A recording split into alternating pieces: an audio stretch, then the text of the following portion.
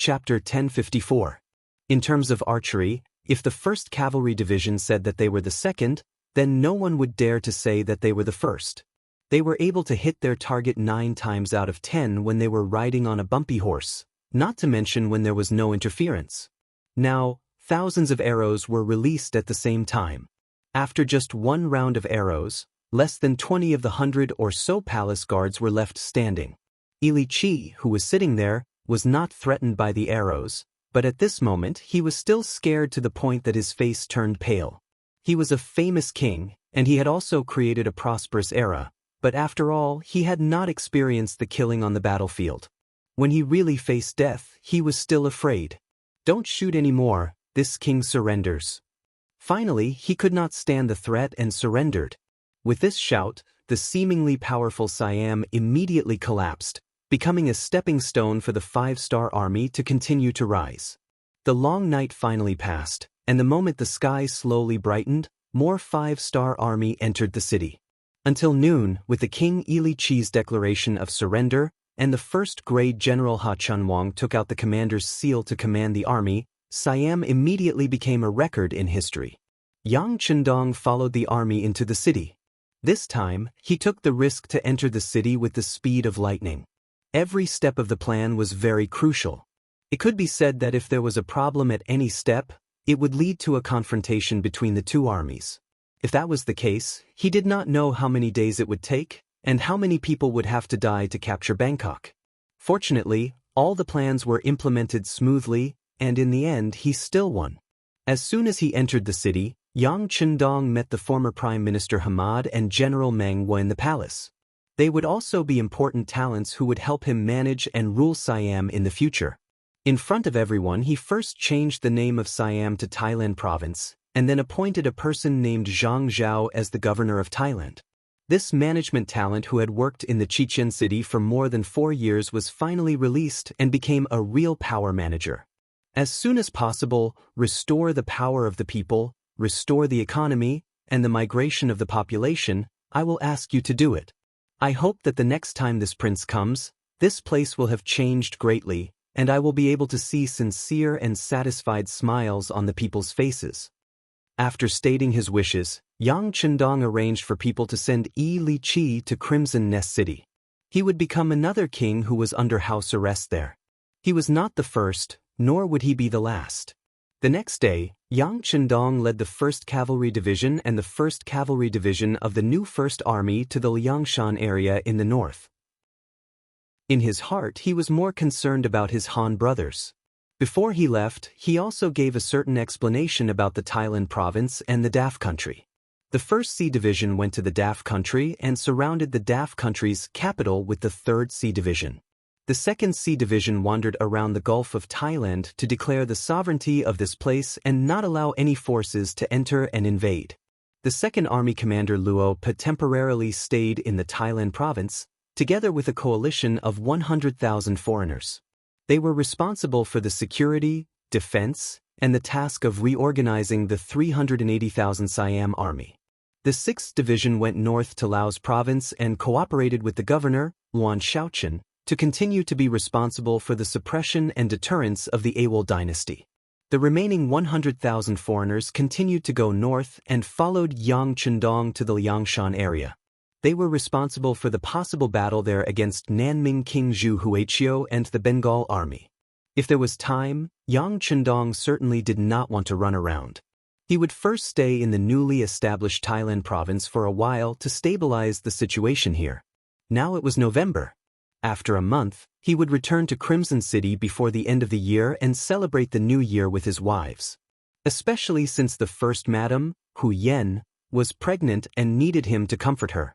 Time waits for no man. The Southern Ming matter concerned the safety of too many Han people. He had to rush there and deal with any problems that could happen at any time. The truth was just as Yang Chundong expected. The Southern Ming matter was indeed changing. After King Mubin of Shiping was pincered from 2 sides and was forced to retreat to the Kelisai region, King Nanming's army joined up with the Bengal army from the east. With their combined forces, their forces began to grow. Just in Yunnan alone, the self-proclaimed King Nanming, the second brother of Zhu Huichen, King Guangtong, Zhu Huichen, had recruited 150,000 soldiers. After absorbing the remaining soldiers left behind by King Mubin of Shiping, in addition to the 50,000 soldiers he had brought with him, his army instantly expanded to 200,000. Along with the 100,000 Bengal army that Rajiv of Bangra had brought, the total number of soldiers reached 300,000. With 300,000 soldiers, some people had enough confidence, and even started to have thoughts of spying on the Five-Star Army. They were spying on the Five-Star Army because they had their eyes on the guns in the hands of the Five-Star Army. Through the information that they had obtained, they knew that there was a Five-Star Army with less than 10,000 people that had rushed to Lang Son. They were working with Vietnam's General Hong Jin to settle down the Han people that had sought refuge here. The Five-Star Army had been recruiting homeless Han people, and this matter was not a secret. Regarding this, everyone had different opinions.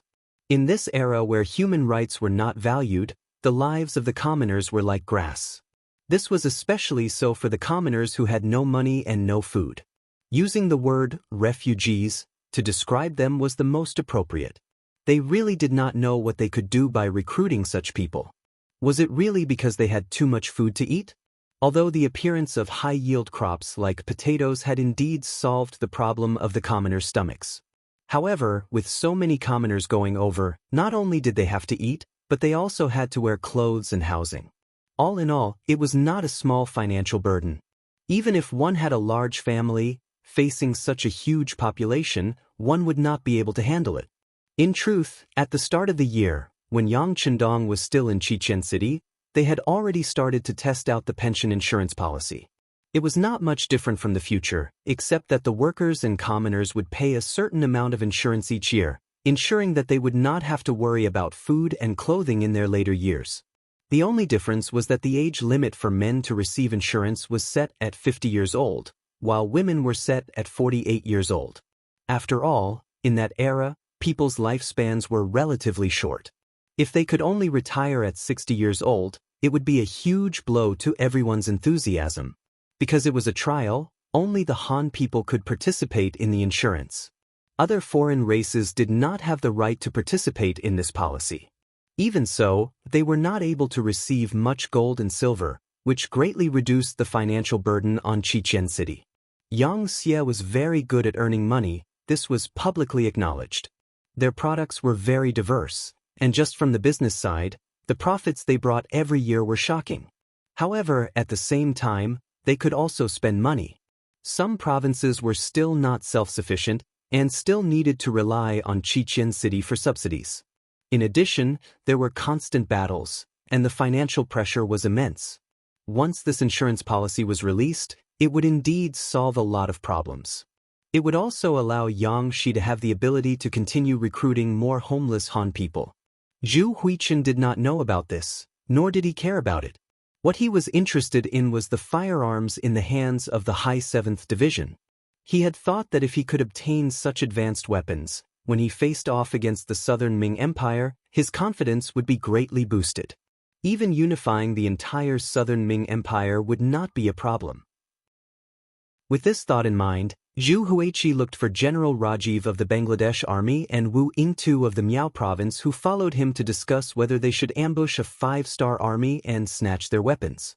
The three of them gathered together, and when they heard that they were going to face off against the 5-star army, Wu Yingtu, who knew the details, was the first to speak. It is said that the 5-star army is very powerful, it is not wise to be their enemy. Speaking of which, Wu Yingtu had also heard about the encounter between Miao Jin Long and the 5-star army. He had some lingering fears and was even a little scared. The remaining General Rajiv was dumbfounded. Obviously, his understanding of the 5-star army was lacking. He could not understand why Wu Yingtu, who looked very sturdy, would be so cautious and even a little afraid when talking about this army. Zhu Huichen laughed. Wu Feng, although the 5-star army is powerful, we have already received news that their main force is attacking Siam. There are 400,000 troops there, it is enough to make them suffer. Taking advantage of this opportunity, we should be able to deal with the 5-star army. Moreover, I never fight an unprepared battle. I have already arranged for 3,000 elite soldiers to disguise themselves as ordinary Han people and head to Liangshan shelter.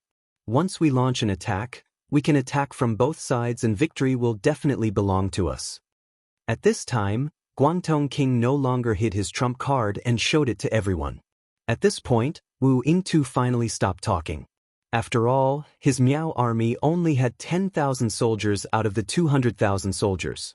If not for the fact that he brought the elites of the Miao army, he would not even have the right to speak. Rajiv was a person who was proficient in the Chinese language. This was the main reason why he could lead 100,000 Bengali soldiers.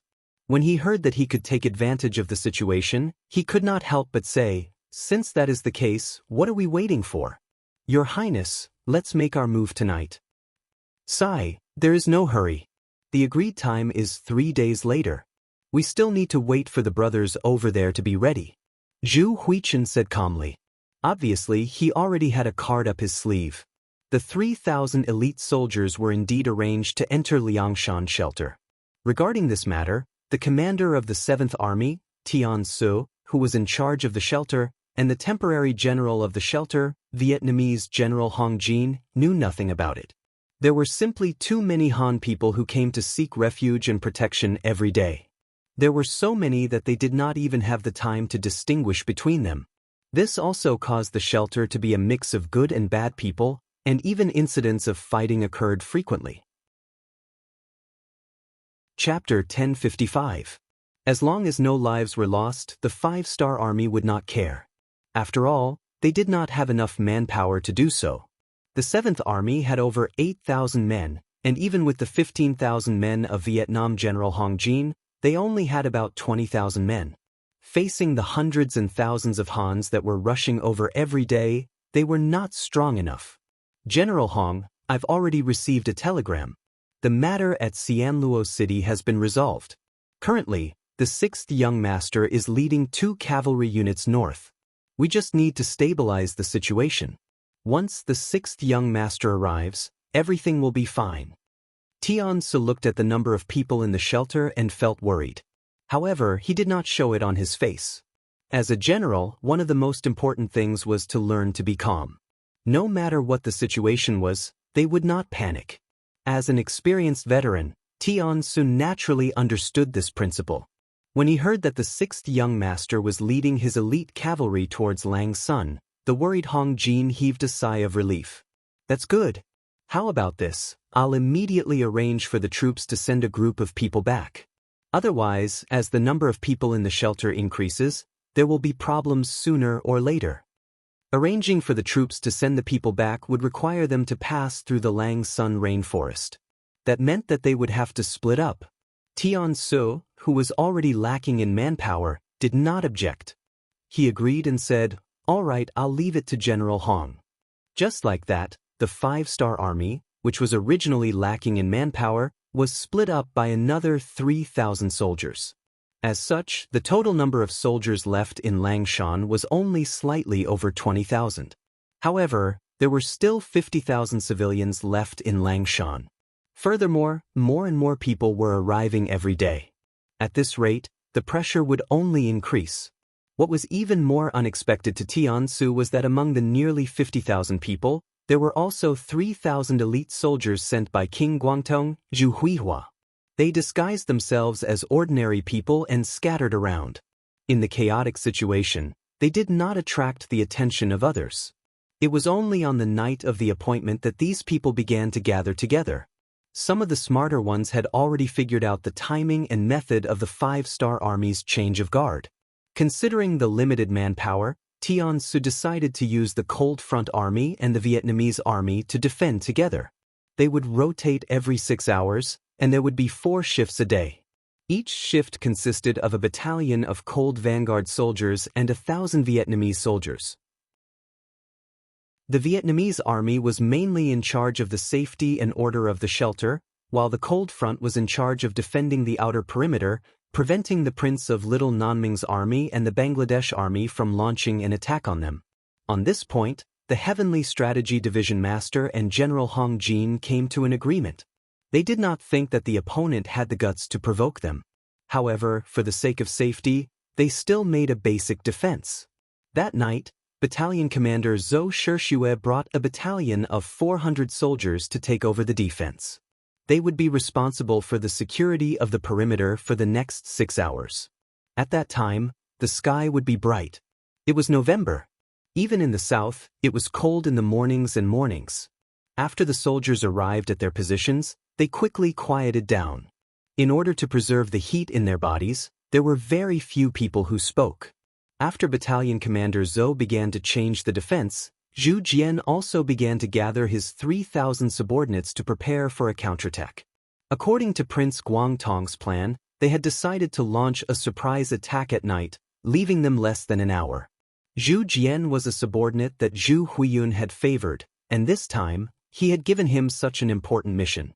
General Zhu also wanted to make use of this opportunity to showcase his skills. As he gathered his subordinates, he called for a few of the leaders and instructed them, "In a while, we will first deal with the 1,000 Vietnamese soldiers. Their strength is average and not hard to deal with. After that, we will set fire to the perimeter. After that, the 500 of you will join me to deal with the 5-star army. They have many firearms in their hands. Once we can get our hands on one, we will have done a great deed. The more we get, the greater the merit, understand? Please rest assured, General Zhu, we know what to do." A few of the leaders had a smug look on their faces, before they laughed coldly, as though their evil plan was about to succeed. Time passed by slowly, and there was only a quarter of an hour left before the agreed time to launch the attack. Zhu Jian then gestured for them to start moving, and the 3,000 elite soldiers immediately pulled out their weapons, as they slowly made their way towards the 1,000 Vietnamese soldiers. How could the 1,000 Vietnamese soldiers know that something like this would happen? Some of them were still leaning against the trees, resting with their eyes closed. Suddenly, their mouths were covered by someone, and they felt a sharp pain in their necks. Their strength was quickly drained away, and their blood flowed out. This scene happened in many different places, and one by one, the unprepared Vietnamese soldiers were killed. In order to cover up the stench of blood, and to prevent the 5-star army from coming to their aid, huge fires started to burn all over the shelter, and soon after, the sky was dyed red by the blazing flames. Zhu Jian and the rest have already begun to move, order the entire army to attack. On the outskirts of Lang Mountain, Prince Guangtong Zhu Huiyun's eyes flashed with a pleased glint as he gave the order to attack. At the same time, he turned to General Rajiv and said, "This time, it's up to your cavalry." "That's easy. We have 20,000 cavalry, and it's enough to trample any enemy formation," Rajiv said with a face full of pride, as he also had the confidence to do so. After all, when cavalry faced infantry, they had a natural advantage. In this way, the hooves of the horses stomped on the ground, and the rumbling of the ground resounded. In the darkness, a black mass of enemies flew toward the Langshan asylum. The moment the flames started to burn behind them, Zhou Shishue knew that things weren't looking good, and a few of his company commanders had also requested for a counterattack. However, he felt that things weren't that simple. Was it just a few fires behind them? Thinking about the 300,000 enemy troops, Zhou Shishue decisively gave up on the idea of turning back to extinguish the flames. Instead, he ordered all the soldiers to focus their attention and prevent the enemy from breaking through from the front. Zhou Shishue's estimation was right, and soon he heard the sound of hooves stomping on the ground. His intuition told him that the number of cavalry coming from the opposite side wouldn't be too small, and it wouldn't be an exaggeration to say that it was a magnificent army. He immediately shouted, "Everyone take out grenades. Once the enemy is too close, we'll fight with them." The threat of firearms to cavalry was still too small. After all, the warhorses were too fast, and they might not even be able to fire a few shots before the enemy arrived in front of them. Only weapons like grenades could stop the enemy for a moment, but of course, they also had to pay a heavy price. However, at this moment, Zhou Shishue had already disregarded his own life and death. What he was thinking about now was how to buy time for the army behind him and the shelter to retreat. As for his own battalion, since fate had chosen him, they could only resign themselves to fate. After the order was given, the 400 soldiers of the battalion all raised their spirits, and then looked forward with a deep expression. At this moment, their hands holding their guns tightened, and their eyes became more profound. At this moment, the 400 soldiers already knew what it meant when the battalion commander didn't give the order to retreat, but no one said a word. Since they had chosen to join the cold front, they had to be prepared to face death at any time. This was the oath they had sworn the moment they joined the army. Family, relatives, friends, comrades, farewell, I believe that you will avenge us. Fire. Under the dim moonlight, Zhou Shishue noticed that the black shadows were getting closer and closer, and he immediately gave the order to fire. The soldiers of the cold front were prepared to die, and now they were firing bullets out of their guns. At this moment, they didn't care about aiming at the enemy, nor did they care about saving bullets. At this moment, only the sound of gunfire could be heard, and light flashed out one after another, shooting towards the approaching enemy. At the rear of the camp, the sound of hooves could be heard from the fire at the front. Division Commander Tian Su and Vietnamese General Hong Jin both walked out of their tents. Not good, the enemy has really launched an attack.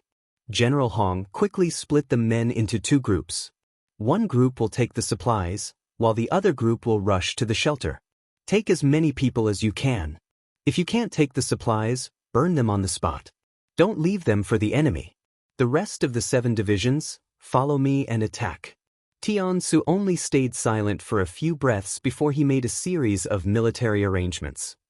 Division Commander Tian, you should retreat with us. Hong Jin's face was filled with anxiety. Everyone knew that if they stayed behind to fight the enemy, there would definitely be sacrifices. The members of the cold front were all treasures. General Hong, there is no need to persuade me. What I said just now is a military order, please carry it out. As he spoke, Tian Su had already taken the gun holster from the guard and hung it on his body. Then, he led the main force of the 7 divisions and rushed forward. Tian Su's first goal was not to put out the fire, because at this moment, the fire was already too big to be controlled.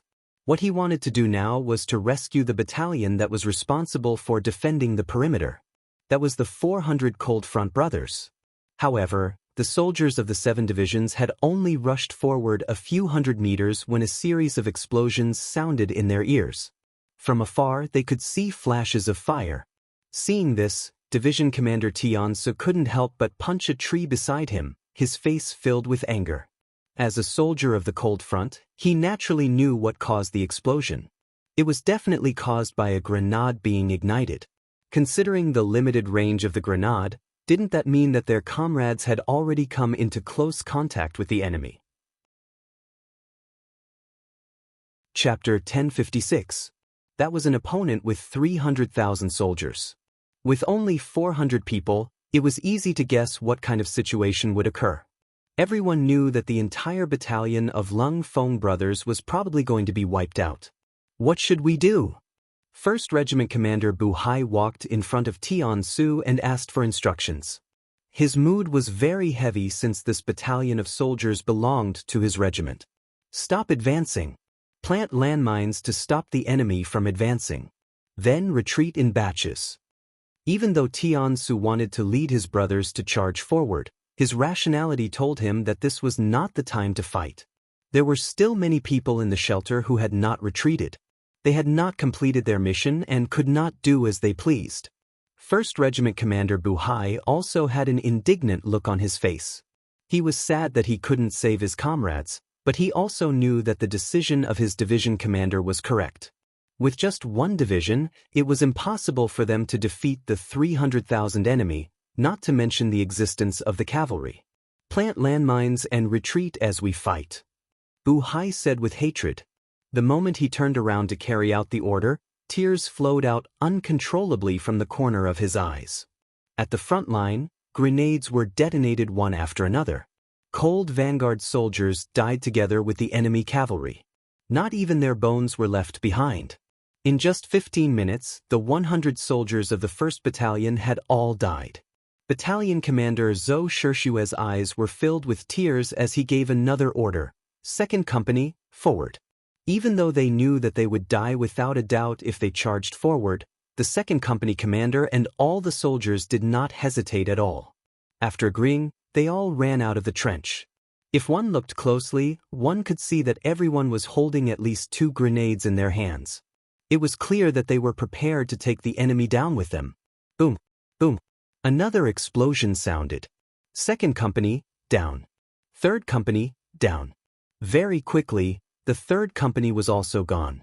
When only the fourth company was left, Zhou Shishue also took out 2 grenades and held them in his arms. He also took out his Type 5 gun.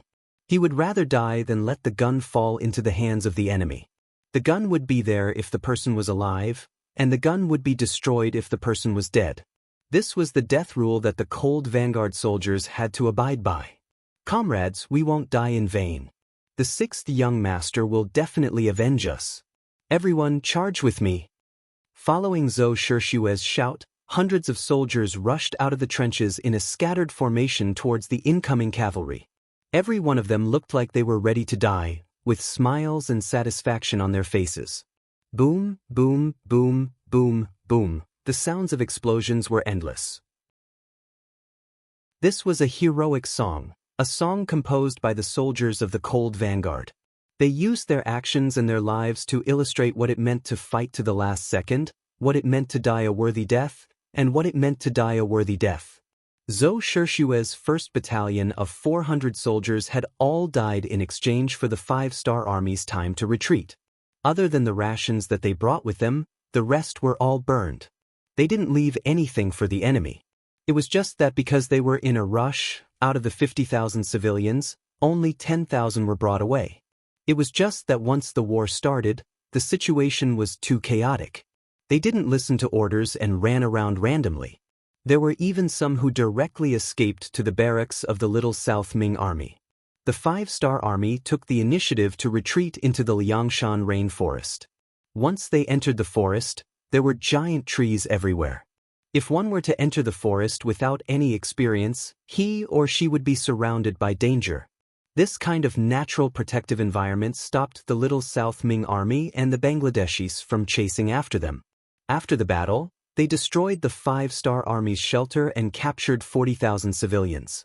Although they did not manage to snatch the rations, Zhu Huijin was still very satisfied with the harvest. That was the 5-star army. It was said that they were very powerful and no one dared to go against them. Now that they were chased away by him, didn't that mean that he was much more powerful than the 5-star army? After the 5-star army was chased away, the arrogant Zhu Huijin decided to go to the troop division. He wanted to eliminate the remaining troops of Xiping Wang and completely eliminate the hidden dangers left here. Once the rear was stable, it would be time for him to go to the east and attack the Great South Ming Army. Yang Chendong received the news that the Little South Ming Army had attacked and the shelter was forced to retreat. When he heard this, he was not as anxious as before. The Little South Ming Army had 300,000 soldiers and this was only one area. If the Little South Ming King's army was included, this number would probably double. However, he only had 2 cavalry divisions, and no matter how good he was at fighting, it would be difficult for him to win against so many enemies. Moreover, most of the enemies were Han Chinese, and unless it was absolutely necessary, he did not want to make an enemy out of the Han Chinese and cause internal strife. Inform the 100,000 foreign troops behind us and tell them to hurry up and meet up with us. Tell the cavalry brothers to stop and rest for 3 days. Take good care of the war horses and rest. After days of rushing, even Yang Chendong felt a bit tired, let alone the ordinary cavalry soldiers. 6th young master, our brothers from the 1st Cavalry Division can hold on. Hearing that they were going to stop, Division Commander Tian who did not know what was going on ahead, volunteered. With their level of training, it was just rushing for days. It was not a big deal. The division commander of the 1st Cavalry Division, Lu Zhua, also wanted to take the opportunity to say that they could continue. However, Yang Chendong waved his hand and said, "I told you to rest, so rest. This is an order." With a simple sentence, the 2 division commanders stopped talking and started to carry out the order. The army stopped at the border between Laos and Yunnan province and started to rest. After Yang Chendong got off his horse, he took the letter that said that the Little South Ming Army was marching towards Cheli Division. After reading it, he threw it aside. Speaking of which, what did Sheeping King's order have to do with him? He wanted more of these dog-eat-dog situations to happen. Yang Chendong did not care about Sheeping King Mubin's life, but he cherished his own life. Not long after he settled down in Cheli Division, he received news that King Guangtong Zhu Huihua and the Bangladesh army were coming for him. He was so shocked that he almost fell off his chair. He quickly asked someone to call Wang Ji, the former Minister of War, and Mu Ong over to discuss countermeasures. After a short meeting, the three of them agreed on the same thing, which was to retreat. At this moment, they only had 50,000 Mu clan soldiers in their hands. Among them, only 20,000 were true elites. No matter what, they would not be a match for 300,000 enemies. Even if they knew that they could not win, why fight? It was better to retreat and preserve their strength. We can't bring all 50,000. There are too many people. We can't supply enough food, Wang Ji said. Then we'll only bring 20,000 elites. Mu Bin was also very generous. He decided to leave 30,000 soldiers behind. Muong wanted to say something, but after thinking for a while, he decided not to. In his opinion, a good general would not abandon his soldiers at will. But now, the situation was urgent. For their own safety, they had no choice but to make some painful decisions. Mu Bin did not announce the decision to leave 30,000 Mu soldiers behind. Instead, he said that he would take 20,000 elites to attack the enemy's flanks. When the time came, they would attack from two sides. Out of trust in King Sheeping, the 30,000 Mu soldiers believed him and stayed in Cheli Division.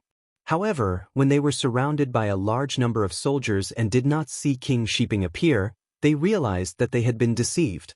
These people were also straightforward. Since they knew that they had been abandoned, they might as well just surrender. Like this, Zhu Huihua took down the 30,000 Mu army without shedding a drop of blood. He took down Cheli Division and his strength increased greatly. As for the 20,000 elite Mu soldiers that Mu Bin brought with him, no one knew where they went.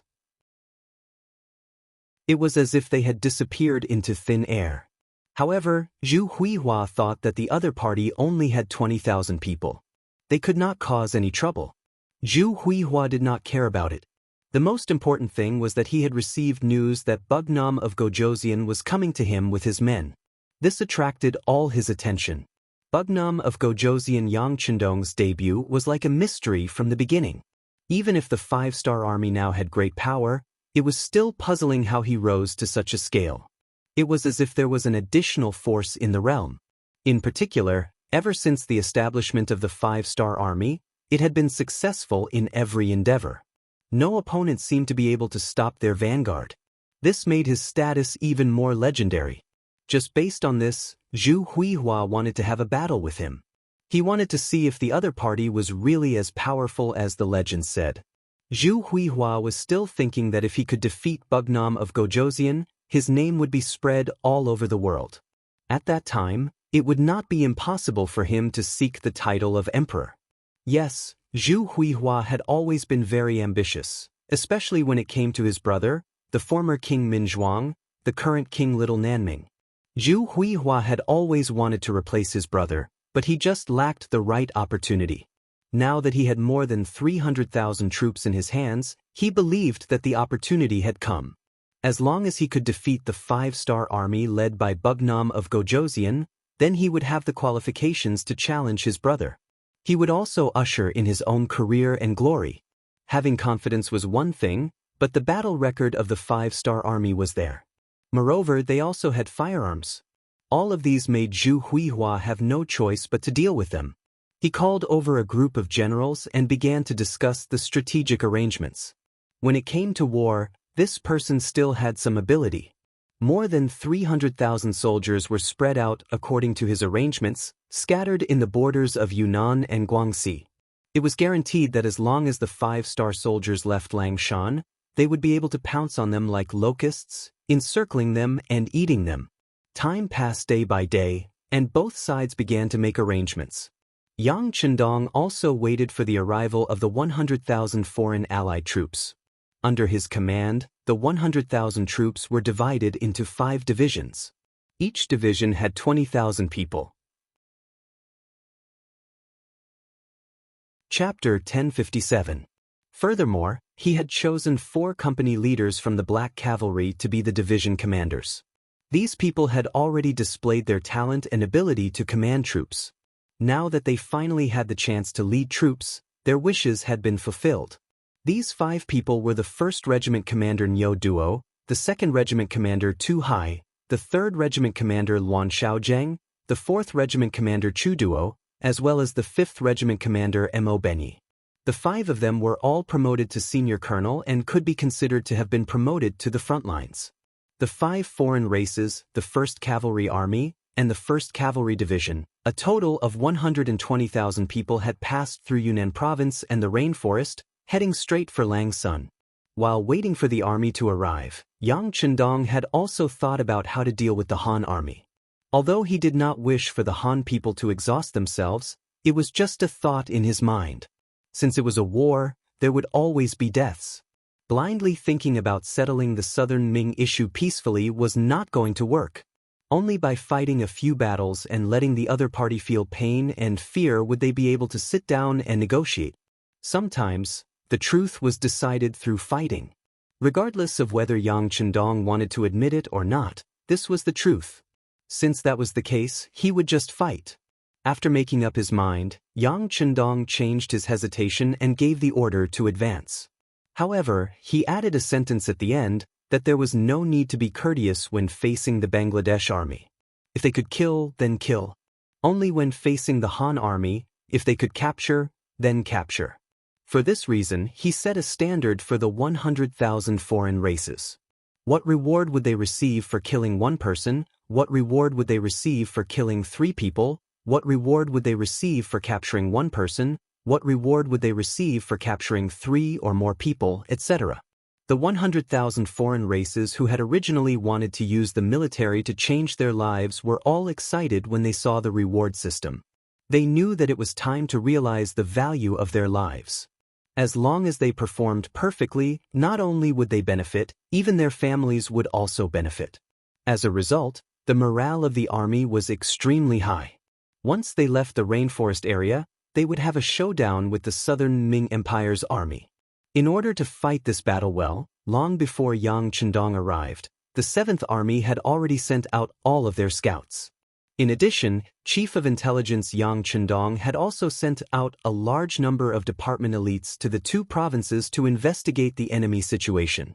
Thus, Zhu Huiqiu's military arrangements could be said to be extremely clear to Yang Chendong.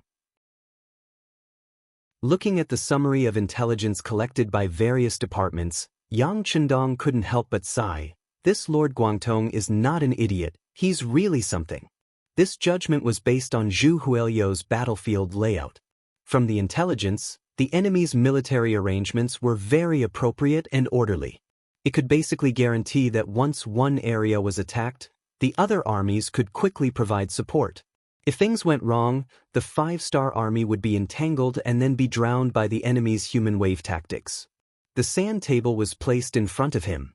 Yang Chendong called over the 7 division commanders under him and let them understand the enemy's battlefield layout. When the red and black flags were placed in the 2 provinces, Tian Hu and the others were all shocked. Yang Chendong knew why they were shocked. After all, when he first received the news, he also sincerely praised them. Thus, he wasn't surprised. Instead, he smiled and asked the 7 division commanders, "Come, tell me, what do you think?" To be able to show their faces in front of the 6th young master, naturally, no one wanted to let go of this opportunity. At that moment, Lu Zhua, as a veteran division commander, was the first to speak. "6th young master, from what I see, this Lord Guangtong is quite capable. Look at his layout, it can be said that he is prepared to defend to the death. Especially the territory near Liang Mountain, it is like an iron bucket. If my guess is correct, they should want to trap us first. Then after a war of attrition, they will gather their superior forces to fight us to the death and finally eat us." Division Commander Tian Hu sneered. He was laughing at Lord Guangtong's overestimation of his strength. Yang Chendong was also laughing. Although this time they brought a mixed army, they were not inexperienced on the battlefield. The war in Siam allowed these 100,000 people to grow. Although there was still a big gap between them and the real elites of the 5-star army, such as the Cold Front, they could at least be regarded as a B-class army. As long as they were used well and their morale was boosted, winning this battle would not be a problem. The other 5 division commanders who led the foreign army had different expressions on their faces. However, it could be seen that they were not frightened. Instead, they were eager to try. This was their first battle after becoming division commanders. Naturally, everyone wanted to perform well. Taking in everyone's expressions, Yang Chendong looked at Tian Hu and said, "Come, Division Commander Tian, tell us, what do you think?" Although he was already a major general in front of Yang Chendong, Tian Hu was still a student. He first stood at attention, then took a wooden stick from the side and pointed at the sand table. "Everyone please look. After leaving Liang Mountain, 200 miles to the west is Yongji City. To the north is Linshan, and to the west is Saiming Prefecture. This is like a pocket. Once someone enters, it can be firmly blocked.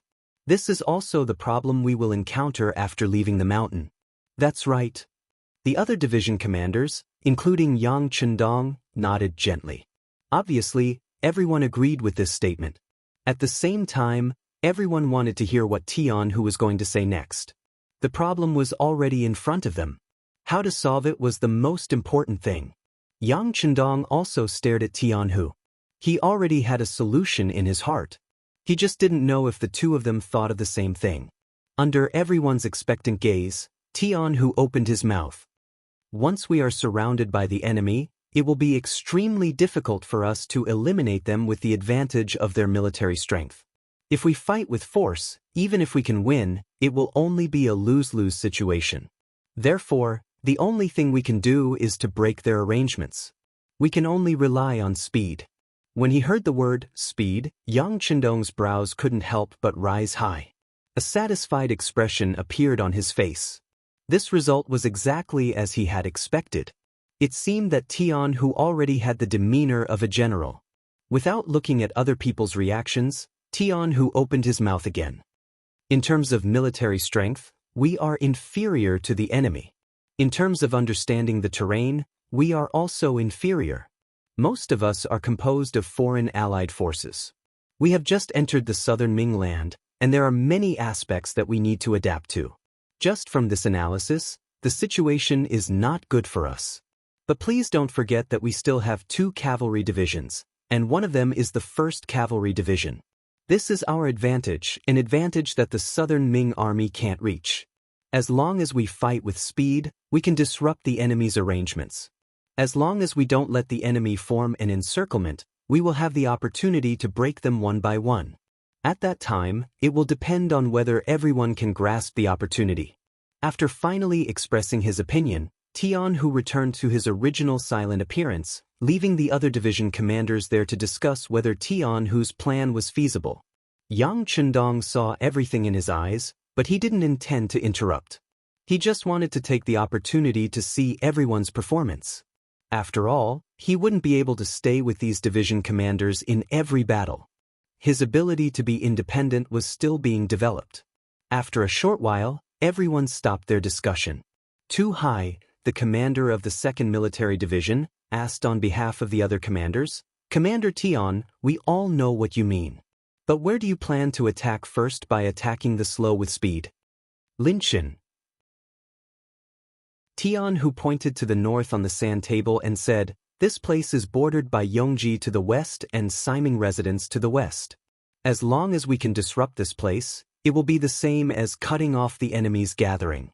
At that time, no matter which side we attack, the difficulty will be much lower." Division Commander Tu Hai nodded, indicating that he agreed with this decision. However, he still asked a question: is it just relying on the 1st Cavalry Division? The intelligence has already said that there are more than 30,000 enemies in Linshan. You only have 10,000 people, and you will face the reinforcements of the southern Ming army at any time. Are you sure there won't be any problems? There isn't a target that the 1st Cavalry Division can't take down, Tian Hu said with a face full of pride. Then he looked at Lu Jue. Of course, if Division Commander Lu's 1st Cavalry Division can cooperate with us and pretend to attack Yongji City, we can distract the enemy's attention. This will be a great help in reducing the pressure on our 1st Cavalry Division. No matter how arrogant the world's 1st Cavalry Division was, it was impossible for them to win against the Southern Ming Alliance's army of more than 300,000 people. No problem, the 1st Cavalry Division is willing to cooperate with Division Commander Tian, Lu Zhuo said. From being the 1st Division Commander of the new division to the current Division Commander of the 1st Cavalry Division, he spent most of his time assisting in battles. Adding on the fact that he was cooperating with the 1st Cavalry Division, he didn't think that it was shameful to be assisting in battles. Many thanks. Seeing Lu Zhuo agree so quickly, Tian Hu's face revealed a look of gratitude. Since the 2 cavalry divisions had expressed their opinions, the other 5 division commanders naturally didn't have any doubts. They immediately said in unison, "Then we have no problems. As long as Division Commander Tian can break the enemy's formation, we only need 3 days to take down Ximing residents." The 7 division commanders made a battle plan. Yang Chendong nodded, indicating that he approved. Next, each side began to make various preparations. This time, Yang Chendong didn't have any intention of using the 7th Army. He wanted to test the strength of the Southern Ming Army. Whether or not they could take down Ximing residents within 3 days became the goal of the test. If the facts proved that this army could be used, then he would give them more important missions in the future and give them the opportunity to become stronger. On the other hand, if the facts proved that they couldn't, then he would think of a way to develop other armies. Chapter 1058. Unifying the world and making the Han Chinese the leader, this was something that many experts had never thought of before. Not only did Yang Chendong think of it, but he also wanted to make it a reality. Originally, he would have to face all sorts of problems, and some of the decisions he made would have to be made repeatedly. However, once the facts proved that he was right, he would definitely persevere. Just like the Foreign Alliance, the outcome of this battle would determine whether Yang Chendong would vigorously develop them in the future or directly cancel them. After the decision was made, as the side that was going to attack the city, the 5 foreign races alliance continued to travel through the rainforest. They also used their rest time to cut down trees and make ladders. Although they had not completely left the rainforest and arrived at Langsun, the aura of war was already very strong. Another 10 days passed, and the 120,000 5-star army finally arrived at Langsun, meeting up with the 7th Army and the Vietnamese Army. The Heavenly Strategies Division and Hong Jin came up to Yang Chendong with a guilty look on their faces. After whispering to the 6th young master, they did not dare to raise their heads. "Raise your heads." Looking at the 2 generals, Yang Chendong shouted angrily. Being shouted at, the 2 of them had no choice but to raise their heads, and they saw Yang Chendong's angry expression. When their eyes met, the latter said, "This battle was not your fault. The enemy had 300,000 people, and you only had 20,000. This was not a fair battle. You were able to escape unscathed, and even brought back 10,000 Han civilians. This is already a great achievement. What is there to be ashamed of? One couldn't be without pride. Otherwise, he wouldn't be a qualified general." If Tian Su and Hong Jin couldn't recover, Yang Chendong would have no choice but to transfer them out of their current posts and take up civilian positions elsewhere. After all, if a general was not hot-blooded, how could he win a battle? Now, the questioning was just his last effort. It would be best if he could scold them to wake them up, but if he couldn't, he could only give up. Luckily, Tian Su and Hong Jin were still very courageous. They felt guilty not because they couldn't defeat the Southern Ming Alliance, but because they had suffered losses in this battle, especially the 7th Army. Zhao Shishue's 1st Regiment and 1st Battalion were completely annihilated. Not a single person escaped. As a teacher, Tian Su felt that he had a responsibility. Originally, he thought that the 6th young master would blame him, but unexpectedly, that was not the case at all. The 2 raised their heads and saluted together, saying, "6th young master, don't worry, we're already prepared. We're just waiting for the main force to arrive. Once the order is given, we'll join the counterattack." We want to avenge our comrades who died in the shelter. Revenge is a must, but we won't need you in the first battle. The 7th Army will stay by this young master's side. The Vietnamese army will continue to take care of the Han people, including the captives on the battlefield. Do you have any problems with that? Comparatively speaking, as a local army, the strength of the Vietnamese army was considered the weakest. At most, they could be considered as a C-grade soldier. Even if there were many of them, their usefulness on the battlefield would be limited. Knowing that, it would be better to leave them at the rear and do some work within their capabilities. Since it was Yang Chendong's order, of course no one would object. The two generals thus agreed. After the two sides met up, they prepared to leave Lang Son and attack the Little Nanming alliance. This time, Yang Chendong wanted to use reality to tell those who dared to spy on the 5-star army that they were not to be trifled with. They had already made their preparations. On the 3rd day after meeting up with the 7th Army and the Vietnamese army, the 1st Cavalry Division was the first to move out. They headed straight for Linchen in the northeast. Following that, the 5 outsiders also moved out. They had their eyes on Ximing Prefecture in the east. The last to move out was Lu Zhua's 1st Cavalry Division. They went to Yongji City in the west to cooperate with Division Commander Tianhu. They've finally moved. Nanning Prefecture, the central city of Guangxi. Guangdong King Zhu Huitu was currently presiding over the situation. Only half a day after the 5-star army moved out, a carrier pigeon brought the news. He said coldly, "Send people to investigate again." The scout left. Zhu Huitu started to read some information about the 5-star army. There were reports about the 1st Cavalry Division and the 1st Cavalry Division. However, because the outsiders had just been formed, they had only shown their might in Siam. There were not many records about them. Even so, the current information was enough for Zhu Huichun to analyze it properly. After an hour, Zhu Huitu shook his stiff neck and said, "The 1st Cavalry Division is not to be trifled with." This conclusion was not hard to come to. After all, this unit was too famous. Wherever they appeared, they would stir up trouble. Once Yang Chendong met with trouble, this unit would be mobilized and become the strongest killing weapon. When they took down the Phnom Penh dynasty, this unit was the main force. It only took them 31 days to take down a kingdom. This was almost unimaginable. However, they did it. With this, even Zhu Huitu did not dare to be careless. As the saying goes, pick the soft bone first. He did not want to meet such a strong opponent and dampen the morale of his soldiers. Just as he made the decision not to become enemies with the 1st Cavalry Division, a 2nd carrier pigeon arrived. The details of the 5-star army moving out over 100,000 people were revealed. Guangxi was the territory of the Little Nanming King. Many places here were filled with their spies. It was undoubtedly difficult to avoid the spies. Yang Chendong did not intend to hide the movement of the army. He came openly and wanted to see how the Little Nanming King would deal with it. Previously, Yao Yingjun, an intelligence agent in the Little Nanming King group, had already sent news that Zhu Huitu was sinister and cunning. He was the kind of person who was not easy to deal with. However, Yang Chendong still did not put him in his eyes. He believed that with the strength of the 1st Cavalry Division, even if they could not defeat the opponent, if they wanted to retreat, no one would be able to stop them. Yang Chendong was too confident. He did not expect Zhu Huitu to not become enemies with the 1st Cavalry Division at all.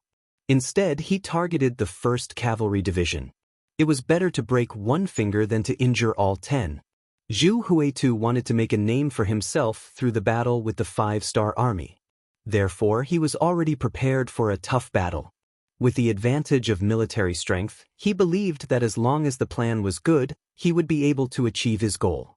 He had never thought of completely wiping out the 5-star army. He did not have that kind of strength. As long as he could repel the attack of the 5-star army, it would be enough for him to strengthen his reputation. The 1st Cavalry Division became the stepping stone for him to become famous. Immediately send troops to Yongji City. At the same time, inform Wu Yingtu to do his best to wipe out this cavalry division. As long as he can accomplish this task, it will be a great merit. Also, don't forget to tell him how many people he loses in this battle. When he returns, he can choose double the number of soldiers. Zhu Huitu's face flashed with a sinister gaze. As for the news that a large number of 5-star army soldiers were heading towards Ximing residence, he directly ignored it. They had only lost a small city. Compared to the cavalry division that could destroy a 5-star corps, it was easy for them to deal with such a heavy burden. The news was sent through carrier pigeons. Half a day later, it reached Wu Yingtu. At this moment, he was drinking with the general of the Bangladesh army, Rajiv. When he saw this order, he could not help but laugh. He could choose any soldiers he wanted, and the compensation was 2-to-1. This was a good deal. In the worst-case scenario, he could lose 10,000 Miao people in exchange for 20,000 elite Ming soldiers. Since it was like this, what was there to be afraid of? He drank the wine in his bowl in one gulp and looked at Rajiv. Of course, he said to the interpreter beside him, "Tell him that we should get to work." Afterwards, the large net targeting the 1st Cavalry Division began to unfold. Meanwhile, Lu Jue, who was completely unaware of all of this, was leading the 1st Cavalry Division to wander around Yongji City. His mission was to attack the small Baiming reinforcements that came out from here and do his best to ensure the safety of the 1st Cavalry Division's left wing. Lu Jue, who never thought that anyone would make an enemy out of his cavalry and did not know that he had already been targeted, only had Yongji City in front of him in his eyes. He was completely unaware that small southern Ming soldiers were continuously gathering around him and surrounding him. 1 day passed, 2 days passed, and on the 4th day, he still did not see any reinforcements coming out from Yongji City. Even if Lu Jue was a careless person, he still felt that something was not right. Logically speaking, Division Commander Tian, who should have already started attacking the surrounding areas. Due to the limitations of the cavalry, the level of the siege was average. However, sweeping through the villages and important roads around the city should not be a problem. Why did Yongji City not have any intention of sending reinforcements? Reporting, Division Commander, the scouts have reported that small southern Ming soldiers have been discovered behind us. Reporting, Division Commander, the scouts have reported that an unknown number of enemies have been discovered on our right. Reporting, our left. The reports entered Lu Jue's ears one after another. At this moment, his expression was constantly changing. He finally understood why there had been no movement for 4 days in a row. It seemed that someone had set their sights on him. However, this was a cavalry division, and they were also cavalry warriors who had experienced hundreds of battles on the grasslands. Did they really think that they could take them down in one go? Immediately send a report to the 6th Young Master and report the situation here. At this moment, Lu Jue's eyes did not show any fear. On the contrary, there was a bit of excitement. For a long time, he had wanted to lead an army and fight the enemy alone to prove his ability. Chapter 1059. Now, the opportunity had finally appeared. Order the 1st Regiment to be in the north, the 2nd Regiment to be in the east, the 3rd Regiment to be in the west, and the 4th Regiment to be in the back. Form an effective defense mechanism and wait for my orders. Get ready to attack, Lu Jue shouted excitedly. He couldn't wait to kill. To be honest, when he found out that the little Nanming army wanted to surround him, he was somewhat angry. They were clearly looking down on him. Since that was the case, he naturally wanted to show them how powerful he was and let them know that the 1st Cavalry Division was not so easy to bully. At the same time, the telegram was sent to Yang Chendong in the Langshan Plains shelter. At this moment, it wasn't just the 1st Cavalry Division that sent the telegram. The 1st Cavalry Division and the Alien Alliance Army also sent the telegram. The 100,000 troops of the Alien Alliance Army had already begun to attack the Ximing residence. Everything was going very smoothly. They didn't encounter any enemy reinforcements. With 100,000 people attacking a city with only 20,000 soldiers, there were no variables. The only thing they lacked now was time. However, the contents of the telegram from the 1st Cavalry Division were a bit strange. According to Tian Hu, when they arrived outside Linshan, the little Nanming army had already retreated into the city. Then, they swept through the periphery. Other than some civilians who stayed here, they didn't encounter any other army. It felt like they had punched cotton. It was a bit uncomfortable. Tian Hu felt that something was wrong, so he sent a telegram to ask what to do next. After all, it was a pity that a sharp weapon released couldn't kill the enemy. Yang Chendong was also puzzled by this telegram. His intuition told him that something was wrong. The little Nanming army must be planning something, but he couldn't figure out what their goal was. It was also at this time that the telegram from the 1st Cavalry Division came. When they learned that there were enemies there and their numbers were unknown, Yang Chendong suddenly sobered up and said, "Not good, the enemy is going to attack the 1st Cavalry Division. Young master, let's go rescue them." Beta Persei had long been itching for a fight. When he heard that there was finally a battle to fight, he volunteered. "I'm afraid it's too late." Yang Chendong didn't immediately agree. Instead, he came to the sand table and looked at the distance between them before shaking his head. There were only 1,000 Black Knights by his side. The rest were the main forces of the 7th Army. However, they did not have the help of war horses, so they could not move too fast. If they ran on foot, the 1st Cavalry Division would have suffered heavy losses before they could reach the battlefield. Beta Persei's heart sank when he heard Yang Chendong say that it was too late. He then asked, "Young master, should we send Division Commander Tian Hu to rescue them?" Yang Chendong wanted to say that since the other party was targeting the 1st Cavalry Division, it was impossible for them not to send someone to watch the 1st Cavalry Division. Sending him to rescue them would be dangerous. However, when he thought about how Linshan was not too far away, a rescue plan quickly formed in his mind. Yes, immediately send a telegram to Tian Hu and ask him to send the main forces to support the 1st Cavalry Division. Tell him that if someone tries to stop them, don't be afraid. Young master, I will immediately lead the troops to support them. Also, send a telegram to Division Commander Lu Zhua and tell him not to be rash. Concentrate the troops and wait for reinforcements. Yang Chendong said to Wang Shan, who was following beside him. He then called for Beta Persei to gather the Black Knights and the 7th Army to quickly gather. The telegram was quickly sent out. Tian Hu, who received the order, did not dare to delay. He immediately ordered the 2nd Regiment Commander Lu Duo, the 3rd Regiment Commander Hu Bo, and the 4th Regiment Commander Bai Shuang to lead their troops to Yongji City. The 3 regiment commanders brought the 6,000 cavalry and turned their horses around, preparing to leave. At that moment, the gates of Linshan City opened and the soldiers of the South Ming Army poured out. Needless to say, they could tell that the 1st Cavalry Division wanted to leave, so they charged out and wanted to stop them.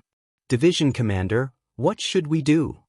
The 2nd Regiment Commander Lu Duo saw that the enemy had actually taken the initiative to leave the city. He was hesitant as to whether or not he should carry out his previous orders. "Don't worry so much, just follow the orders." Tian Hu narrowed his eyes and looked at the South Ming army that had appeared, revealing traces of killing intent. From the reports, he knew that the enemy only had 20,000 soldiers. The 4,000 cavalry that he had left behind were enough to deal with them. Moreover, the 6th young master had already said that he would bring reinforcements. What was there to be afraid of?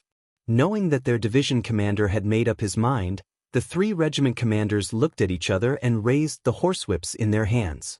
They brought their cavalry and left the battlefield, heading towards Yongji City. "Everyone listen to my orders. Check the bows and swords." Tian Hu licked his lips. Even though he only had 4,000 cavalry, he was still very confident. As long as the South Ming army dared to charge over, he wouldn't mind teaching them a lesson. Back to Lu Zhua's troops. The 4 regiments under him had already prepared to defend all 4 sides and were even prepared to attack at any moment.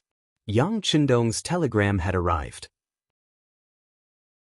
After reading the contents, although he was still a bit angry and thought that the 6th young master didn't believe in the strength of the 1st Cavalry Division, he couldn't go against military orders. He still ordered the entire army to defend and not attack. Reality quickly told him that listening to Yang Chendong's orders was the right thing to do. This was because Lu Zhua quickly realized that there were more and more enemies surrounding him. Among them, there were also cavalrymen and Miao soldiers with Miao swords in their hands. When the scouts continuously retreated and information entered his ears, Lu Zhua's expression finally changed. The number of enemies surrounding him had reached 100,000 infantry and 15,000 cavalry. This number greatly exceeded his expectations. He could imagine what would have happened if he had taken the initiative to attack. Perhaps the entire 1st Cavalry Division would have been annihilated here. Taking a deep breath, Lu Zhuo calmed himself down. He shouted to the cavalry soldiers beside him, "Everyone, don't panic. The 6th young master already knows about the situation here. The 1st Cavalry Division is rushing over to provide reinforcements. As long as we can hold on for a while, we will be able to wait for reinforcements to arrive." When the name of the 6th young master was mentioned, it greatly boosted the morale of the entire division. In the eyes of the soldiers, Yang Chendong had already become an omnipotent existence. Since he already knew about the situation here, as long as they could hold on, they would definitely be able to find a chance to survive. Taking out their bows and arrows, and hanging their swords by the side of their horses, the 8,400 cavalry soldiers looked at the enemies coming from all directions with bright eyes. Everyone's eyes revealed the determination to fight to the end. Wu Yingtu and Rajiv, who surrounded them, had a slightly regretful expression on their faces. They were somewhat disappointed that the enemy did not take the initiative to attack. But what could they do? With their military strength that was more than 10 times that of the enemy, they were still confident that they could destroy the enemy. Fearing that undue delay would lead to more trouble, Wu Yingtu and Rajiv, who did not want to wait any longer, gave out orders at the same time. The army of more than 100,000 slowly advanced, constantly shrinking the encirclement. It seemed like they wanted to surround the 1st Cavalry Division and annihilate them here. In the face of absolute strength, any promises and tricks were futile. Neither side came up with such a plan. An hour later, when the distance between the two sides was less than 1 li, battle cries sounded from all directions. The infantry of the Southern Ming Army took the initiative to attack. Take turns to fire arrows. Try to preserve your strength and kill as many enemies as possible. Lu Zhuo displayed the characteristics of an excellent general. In the face of a grim situation, not only was he not afraid, he was also very calm. Under his orders, wave after wave of arrows were shot out, landing in the midst of the charging enemy camp. Cries of pain and agony continuously sounded out. Less than 1 li away, the cavalry forcefully fired 5 waves of arrows. After killing about 1,000 enemies, the cavalry of the 1st Cavalry Division began to move. Their warhorses galloped and collided with the charging soldiers of the Southern Ming Army. The smell of blood filled the air, giving off an unpleasant smell. This was destined to be a battle that could not be won. There were people everywhere, and under the impenetrable blockade, the cavalry's range of movement was constantly shrinking. Unable to use their strengths, the cavalry's advantage was greatly reduced, and the 1st Cavalry Division began to suffer casualties. Fortunately, the morale of the soldiers of the Southern Ming Army wasn't that high. When they charged forward with their advantage in numbers and thought that they could drown the 1st Cavalry Division, they were met with a strong counterattack. Especially when the soldiers at the front were either killed by arrows or chopped into 2 by sharp sabers. When this terrifying scene appeared, the soldiers of the Southern Ming Army retreated and their morale began to waver. Using this chance, the 1st Cavalry Division took a breather and once again shot out arrows, increasing their victory. Under Linshan City, 50,000 Southern Ming Army soldiers charged out from all directions. Contrary to his expectations, there were only 20,000 enemies. Unknowingly, 30,000 more had appeared. 4,000 against 50,000, a difference of more than 10 times, causing the pressure on the 1st Cavalry Division to increase. However, facing all of this, Division Commander Tian who was not moved. In his eyes, enemies were meant to be killed. There was no difference between 1 enemy and 10 enemies. The war horses galloped and did not retreat. Tian who was the tip of the arrow, leading dozens of cavalry to charge at the Southern Ming Army. At the same time, there were hundreds of other arrow formations. As the two sides clashed, corpses were strewn all over. This was the first time that the Southern Ming Army had seen the arrow formations. The moment they came into contact with them, they were stunned. When the formations broke through the momentum of the Southern Ming Army's charge and disrupted their formation, The enemy had no choice but to switch from offense to defense. Even so, they still suffered heavy casualties. If it weren't for the fact that they had the advantage in numbers, they might have already collapsed. Cavalry still had a lot of advantages over infantry. For example, in terms of speed, strength, and mobility. In addition, every soldier of the 1st Cavalry Division had been carefully selected. They were all experienced veterans who had gone through countless bloody battles. When they cooperated with each other and attacked with unparalleled speed and decisiveness, even more enemy corpses were left on the battlefield. Chapter 1060. In front of Yongji City, the bloody battle continued. After losing the first battle, 15,000 Bengali cavalry joined in and greatly suppressed the 1st Cavalry Division's counterattack. Both sides were cavalry, and even though the 1st Cavalry Division's fighting strength was stronger, they still showed signs of fatigue in the face of more and more energetic enemy cavalry. The 1st Cavalry Division's casualties began to increase. At the start, there were only a few dozen casualties, but now there were hundreds. This number was still increasing.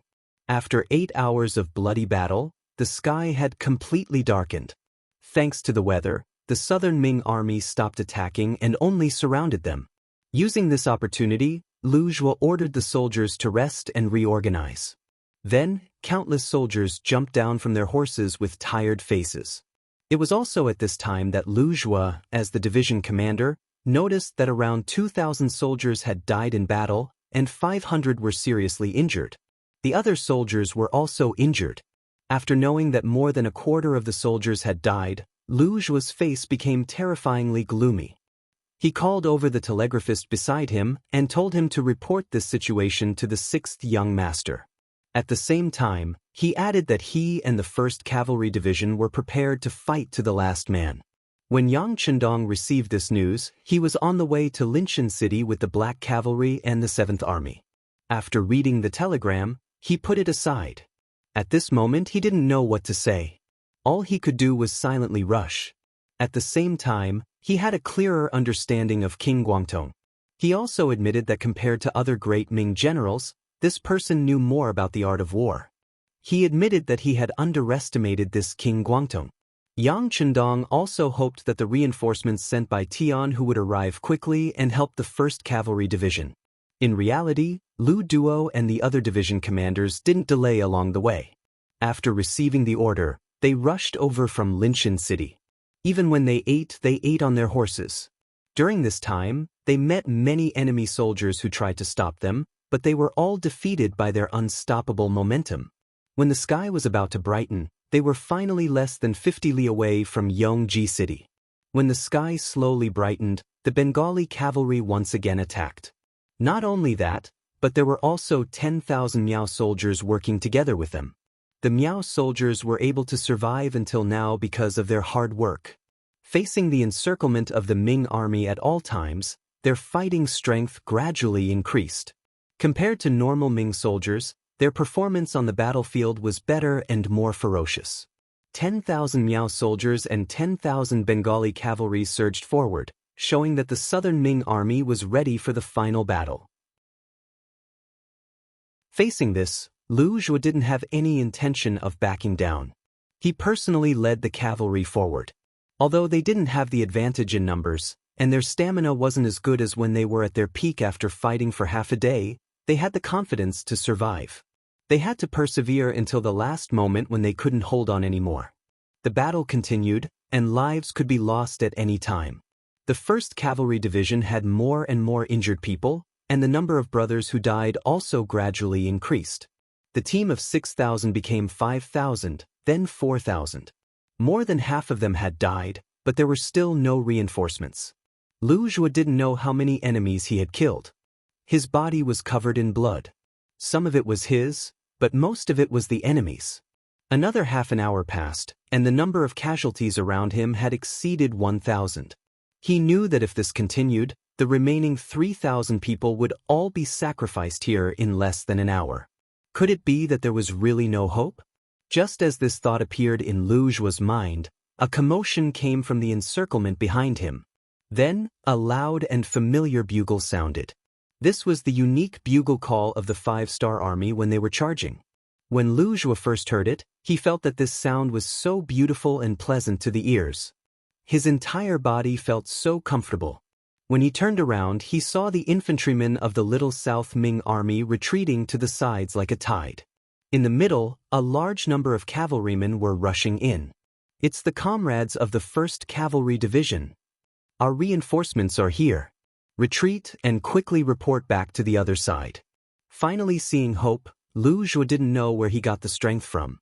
As he shouted loudly, his arms seemed to be filled with strength, allowing him to once again swing his sword to block the attack of the enemy cavalry in front of him.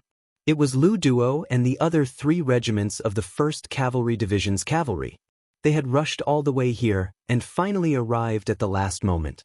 Then, like a ferocious tiger, they charged towards the encirclement of the southern Ming army. Under their valiance, no one was their match. Any soldier who had the courage to stand in front of Lu Duo and the others would quickly become a corpse lying on the cold ground. When more and more soldiers were killed on the ground, no one dared to take the brunt of the attack. A large path was opened, and the 1st Cavalry Division and the 1st Cavalry Division finally met up. "Commander Lu, leave this to us. You take the brothers and retreat." The moment Lu Duo arrived, he took over the front line of defense of the 1st Cavalry Division. He led the 2nd Regiment to block the attack. The 3rd Regiment commander Hu Bo was in the middle, and the 4th Regiment commander Bai Shuang was at the back. They protected Lu Zhuo and the 3,000 injured cavalry as they retreated.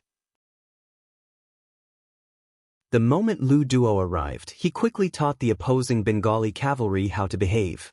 As for the Miao soldiers who were wielding Miao blades, the brothers of the 1st Cavalry Division were either wielding a blade in one hand and a shield in the other, or wielding a blade in both hands.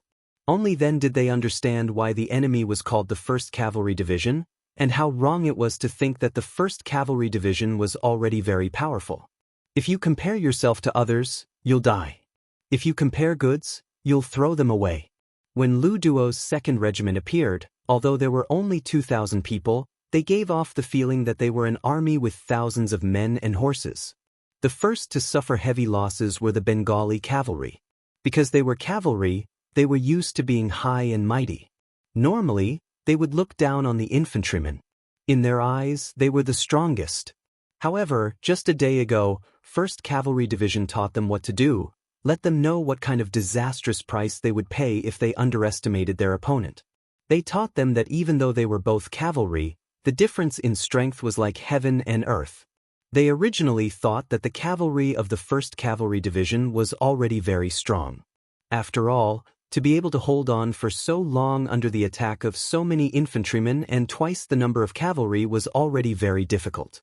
Seeing that the 1st Cavalry Division was about to be finished, their morale was about to collapse. If that was the case, they would only need one more charge to completely wipe out the enemy.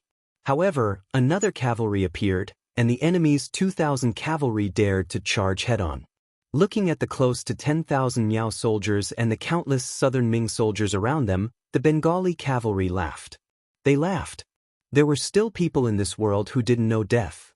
Did they really think that they were made of iron? A mere 2,000 people dared to attack an army of tens of thousands. Of course, they couldn't be spoiled. They immediately pulled out their horses and charged forward, holding their swords.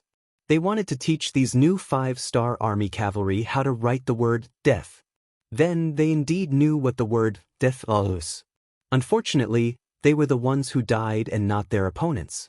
Lu Duo and the others either had a sword and a shield, or 2 swords. They could both attack and defend. When they defended, they could defend themselves tightly. When they attacked, they could attack openly. Regardless of whether it was the speed, strength, or tricky angles of the swords, it was impossible for the enemy to catch up. Many cavalrymen were even knocked off their horses before they could see their opponents clearly. Under such a concentrated attack, once a cavalryman fell off his horse, the consequences would be unimaginable. Even if you weren't seriously injured, as long as you fell off your horse, there would be countless feet stepping on you. Even if you wanted to, you wouldn't be able to survive. With such great strength and speed, Most of the Bengali cavalrymen were knocked off their horses in an instant. When this scene continued, the Bengali cavalrymen learned to be smart. They reined in their horses and intentionally retreated, leaving the battlefield to the other infantrymen. The second to be attacked were the Miao soldiers. They were at the front of the charge, and because of that, when the Bengali cavalrymen retreated, they became the vanguard of the charge. Fortunately, Lu Duo's 2nd Regiment started to slow down, as if to give them a chance to catch their breath. Then the 3rd Regiment came. Under the lead of their regiment commander, Hubo, they launched a new charge, and the force of the charge slammed into the Miao soldiers.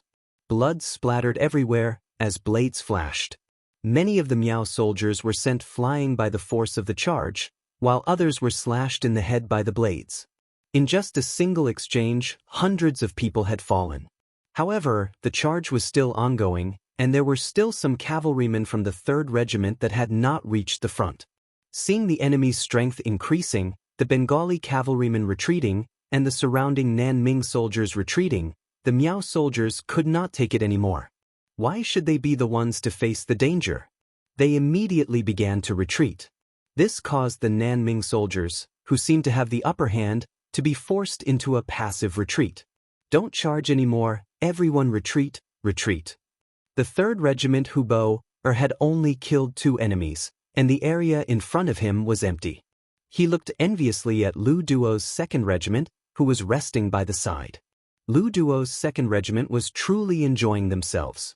Regardless of whether his killing intent was satisfied or not, Hubo did not forget the main purpose of this mission.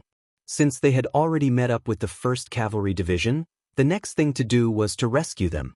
This was not only the orders of their regiment commander, Tian Hu, but also the orders of the 6th Young Master.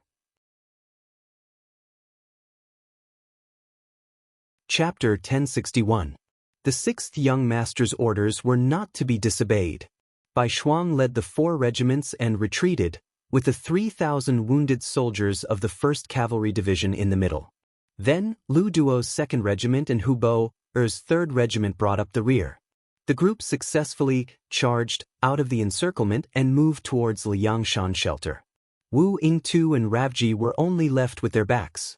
The world's 1st Cavalry Division continued to display their absolute strength and completed the mission of rescuing the 1st Cavalry Division. The remaining 2 regiments were led by Division Commander Tian Hu and engaged in a life-and-death battle with the 50,000 Southern Ming soldiers. 4,000 against 50,000, they naturally had a disadvantage in terms of numbers. But so what? This did not affect Tian Hu and the others in the slightest. Under his leadership, the formation at the tip of the arrow advanced, retreated, and advanced again as if it had entered a no-man's land. It went in and out 7 times. It was as valiant as Zhao Zilong on the yellow board slope. Teacher Tian Hu's dual blades could be said to be used exquisitely by him. Wherever he appeared, a long hole would be cut open. No one could come out from his left or right, and no one was his match. Anyone who dared to block in front of him would either die or be injured. Tian Hu led the 4,000 men of the 1st and 5th Regiments to block the attacks of the 50,000 Southern Ming soldiers. He demonstrated that the 1st Cavalry Division's reputation was earned through slashing and slashing. It was said that the strong were afraid of the unreasonable were afraid of the reckless, and the reckless were afraid of those who didn't care about their lives. Seeing that the 4,000 cavalrymen didn't care about their lives and continued to charge forward, the 50,000 soldiers of the Southern Ming Army were terrified. After leaving behind close to 5,000 corpses, they slowly retreated. Even when the sky was completely dark, they didn't dare to take a step forward. In the end, we don't have enough troops. Looking at Linshan City that was just inches away, Tian Hu sighed. He only had 2 regiments and 4,000 men. It was extremely difficult to break through the layers of obstacles and enter the city. With a sigh, he could only wait. He would wait until dawn to find another way. Compared to Tian Hu, the Southern Ming soldiers were even more depressed. They had the advantage in numbers, and they were the ones on the attack. But why was it the other way around when it came to the battlefield? Instead, they had become the ones being beaten. If it wasn't for the fact that they had too many soldiers and the number of 5-star army's cavalry was too small, perhaps a single attack would have destroyed their fighting spirit and caused them to be completely defeated. A few young southern Ming generals gathered together and offered suggestions. However, even after daybreak, they still couldn't find a better solution. At this time, the scouts at the front reported that the 5-star Army's reinforcements had appeared. They did not know how many soldiers there were, but there were both cavalry and infantry. They could not think of a better idea, and now that they heard that reinforcements were coming, the few generals immediately came to an agreement to retreat back to Linshan City. They would then report this matter to King Guangtong and listen to his orders for what to do next. The southern Ming army suddenly retreated back to the city at dawn. Following which, Yang Chendong, Shifeng, 1,000 black cavalry and the 7th Army rushed over and met up with Tianhu. "Are you okay?" "Sixth young master, we are fine. In the battle yesterday afternoon, we killed close to 5,000 men. 3 brothers died and 78 were injured." As soon as he saw Yang Chendong, Tianhu immediately became a lot more spirited. Especially when he saw that Lu Qi, who came with him, was wearing a black weapon, he began to chuckle. "Not bad." Listening to the battlefield report, Yang Chendong nodded in satisfaction. The world's #1 cavalry division was indeed the #1 division. Even with 4,000 against 50,000, they were able to make the enemy not dare to move recklessly. Just based on this momentum alone, they were invincible. Of course, Yang Chendong also saw the light in Tianhu's eyes. He smiled and patted his shoulder. "Give the 7th Army an hour to rest and then prepare to attack." Hearing that the 6th young master was going to attack Linshan City, Tianhu laughed out loud. With the 7th Army leading the way, it was time for the cavalry division to show off their heroism. An hour passed in the blink of an eye. Following which, the various troops started to prepare for the attack. The 2 100mm mortars that came with the army were pushed to the front lines. They were adjusting the markers and aiming at the south gate of Linshan City. However, the plan didn't change quickly. Suddenly, the city gate opened and a small group of southern Ming troops appeared. "Sixth young master, we're ready. Should we fire now?" It was as if he didn't see the troops coming over. The 7th Army's commander, Tiansu, held his breath and asked. "Wait a moment." Yang Chendong looked at the diplomatic group with a face full of curiosity. What was going on? They hadn't even started fighting yet and the other side was already backing down? Did they want to negotiate? The others were also shaken by the scene in front of them. What kind of situation was this? An army was pressing down on the border. Shouldn't it be the army that was sent? Why was it a diplomatic group? What was the enemy doing? Those who didn't understand turned their attention to Yang Chendong. They were used to listening to the 6th young master's orders. Especially when they didn't understand something, they had to listen to the 6th young master. This was because countless facts had proven that this person wouldn't make a wrong decision. However, this time, Yang Chendong was indeed confused by the situation in front of him. However, he didn't show any surprise or hesitation on the surface. Instead, he seemed to be sizing up the troops coming out of the city. In reality, he was observing and trying to figure out the other party's intentions. Without any orders, the cannons didn't fire and the troops smoothly arrived at the front lines. When the two sides were less than 300 meters apart, they stopped.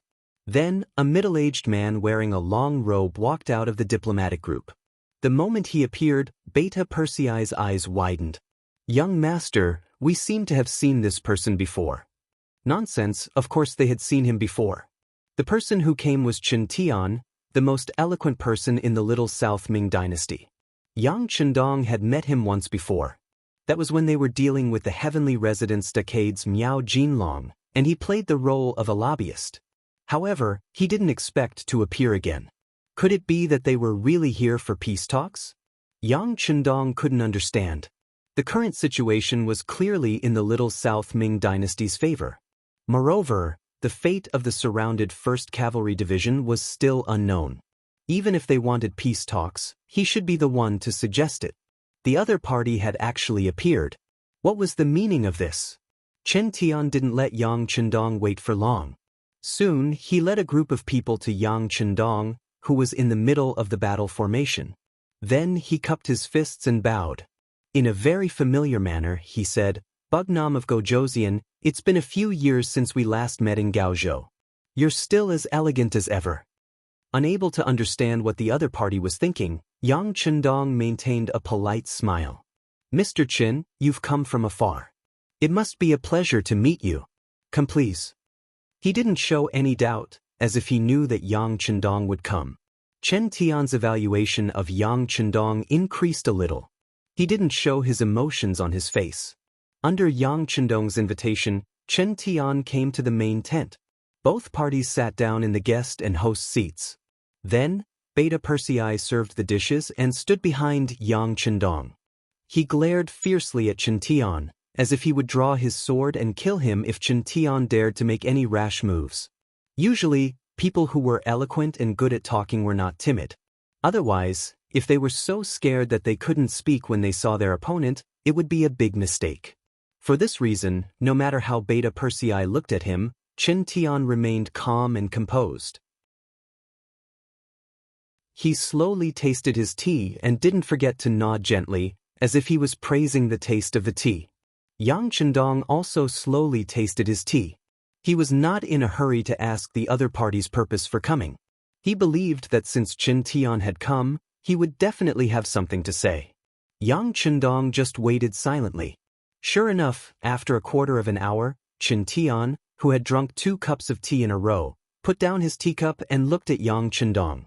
He seemed to be interested and asked, "Bugnam of Gojosian, what do you think of the current situation?" Was he showing off or testing him? Yang Chendong knew that King Guangtong's sudden choice to target the 1st Cavalry Division was indeed beyond everyone's expectations. It also broke the pre-war plan he had set before the war, so he had no choice but to take action personally. "What, after taking a small advantage, you want to show off in front of me?" Although he felt a bit ashamed, Yang Chendong said without changing his expression, "Very good. Don't you see that the 5-star army has already surrounded Linshan City? If this king wants to, we should be able to break through the city quickly and kill our way to Nanning Prefecture. Oh right, I heard that Zhu Huihua is there. Ha, just right, I can find him to drink some tea. It's a beautiful thing for 2 kings to meet." It seemed like he was talking about an extremely ordinary matter, but when Chen Tian heard these words, his expression couldn't help but turn ugly. First, the current situation was between Linshan City and Little Southern Ming Army. Whether it was in terms of territory or military strength, the 5-star army was at a disadvantage. It wasn't like what he said about breaking through the city. Second, regarding Yang Chendong's identity as Bugnam of Gojosian, it was only a reward from the imperial court. Until now, neither Little Southern Ming Army nor Little Southern Ming Army had publicly acknowledged it. Thus, the so-called meeting between 2 kings was naturally impossible. Chen Tian chuckled as he thought about how thick-skinned and black-hearted Yang Chendong was. He didn't refute Yang Chendong directly because he wanted to wait for Yang Chendong to ask him why he was laughing. Then, he would remind Yang Chendong that this would play an important role in the upcoming negotiations. However, some things didn't necessarily develop according to plan. Just like now, there was an extra person outside the door. It was the telegrapher, Wang Shan. When he sent the 2 telegrams to Beta Persei and arrived in Yang Chendong's hands, he only took a cursory glance and raised his eyebrows.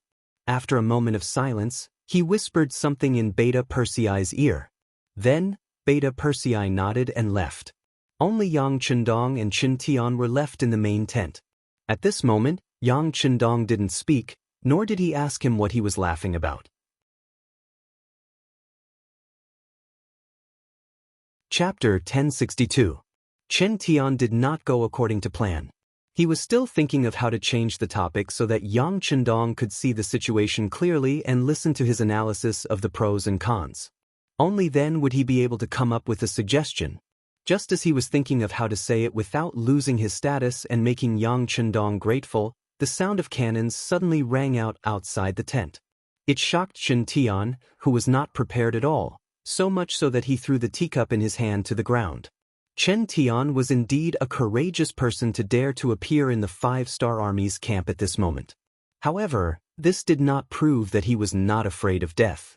Especially when the cannons suddenly rang out, It was completely out of his expectations. This kind of shock made him reveal his cowardly nature. Yang Chendong saw Chen Tian's actions but did not make any comments because he knew that this was just the beginning. After throwing the teacup in a panic, Chen Tian knew that he had lost his composure and made a fool of himself. However, he did not care so much at this moment. Instead, he sat up straight and anxiously asked, "Bugnam of Gojoseon, what's with the cannons?" "Oh, nothing's wrong? They are only bombarding Linshan City.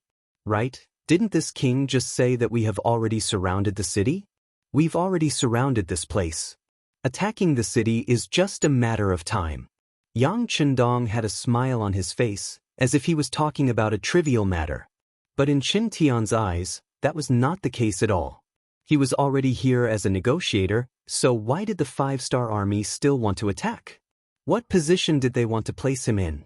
Also, Linshan City was one of the bargaining chips in the upcoming negotiations. If it was attacked now, wouldn't that mean that there was one less condition?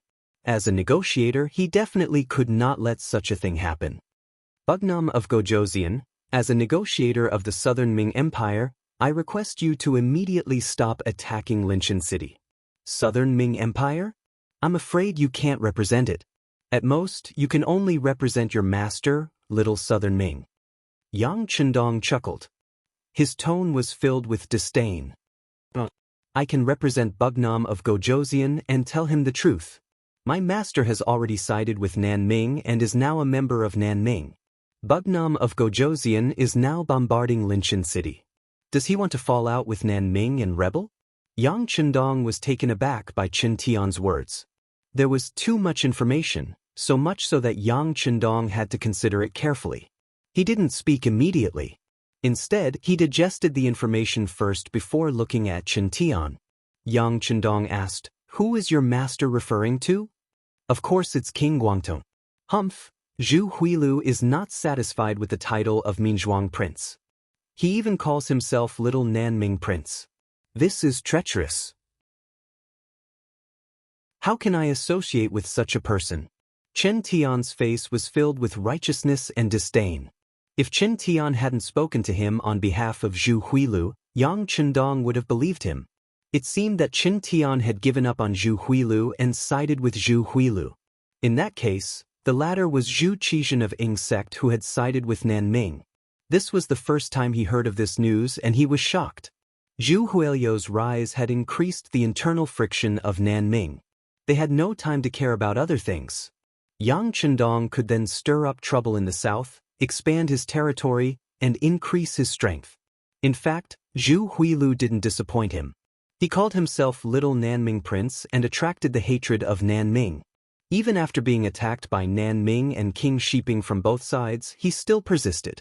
Now, he had joined forces with the Bengal army and defeated King Shiping. He showed that he wanted to compete with Nanming as an equal. If he hadn't provoked Yang Chendong this time, he might have been able to achieve a certain level of success.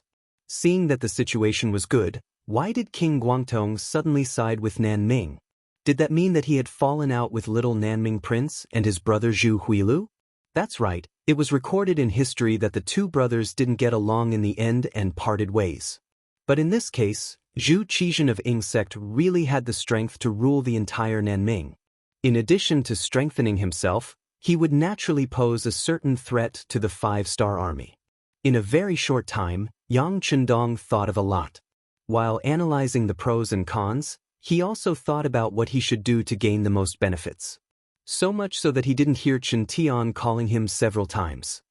"Bugnam of Gojoseon, Bugnam of Gojoseon." The hurried greeting finally broke Yang Chendong's contemplation. He raised his head and looked at Chen Tian.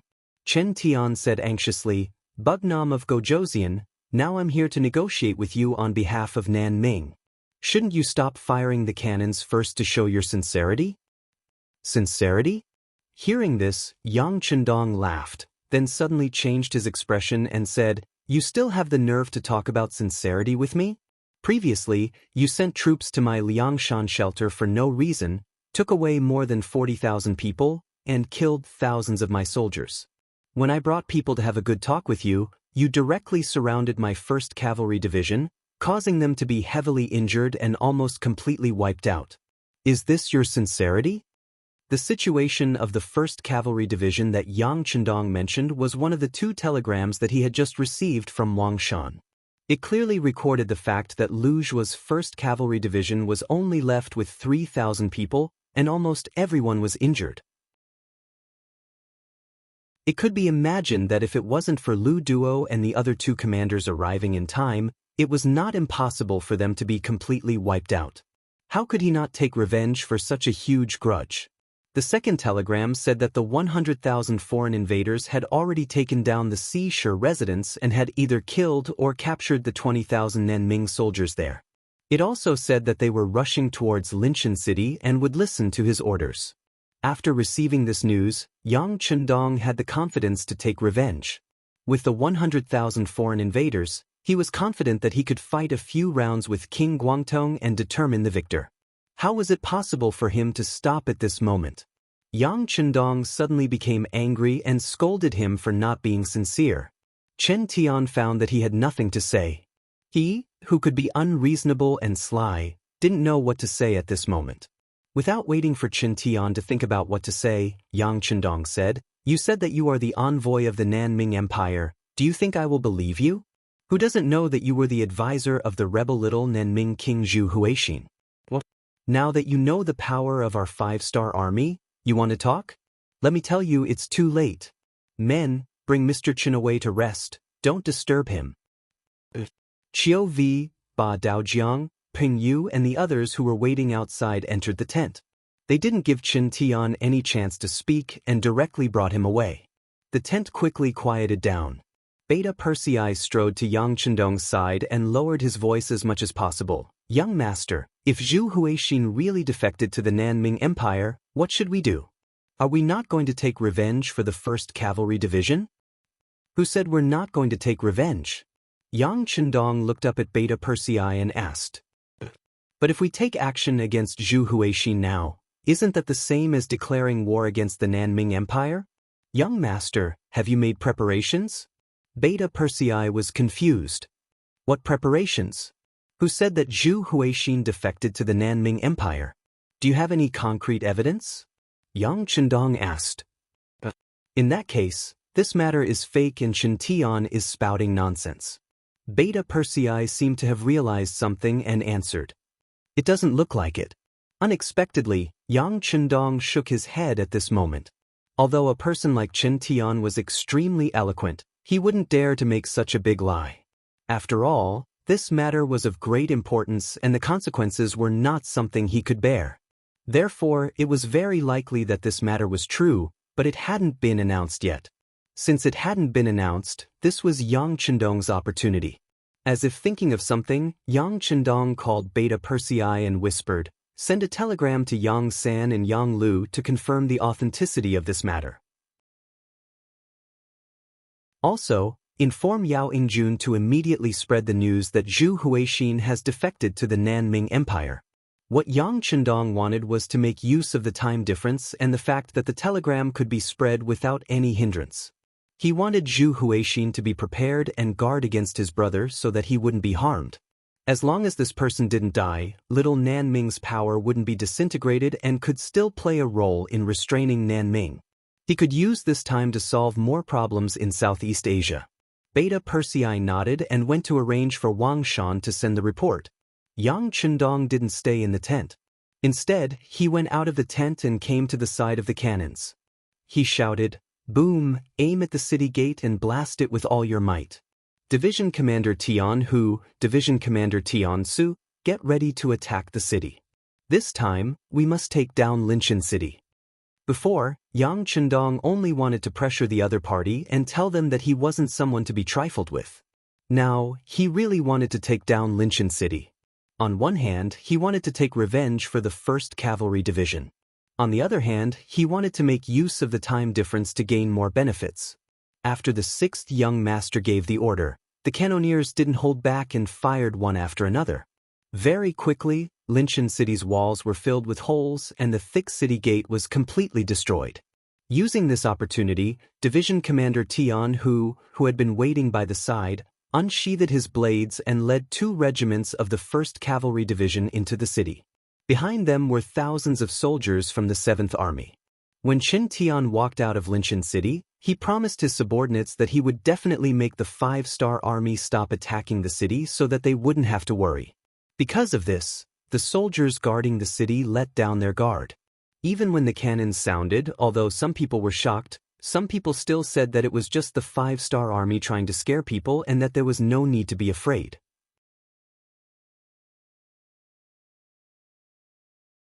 Chapter 1063.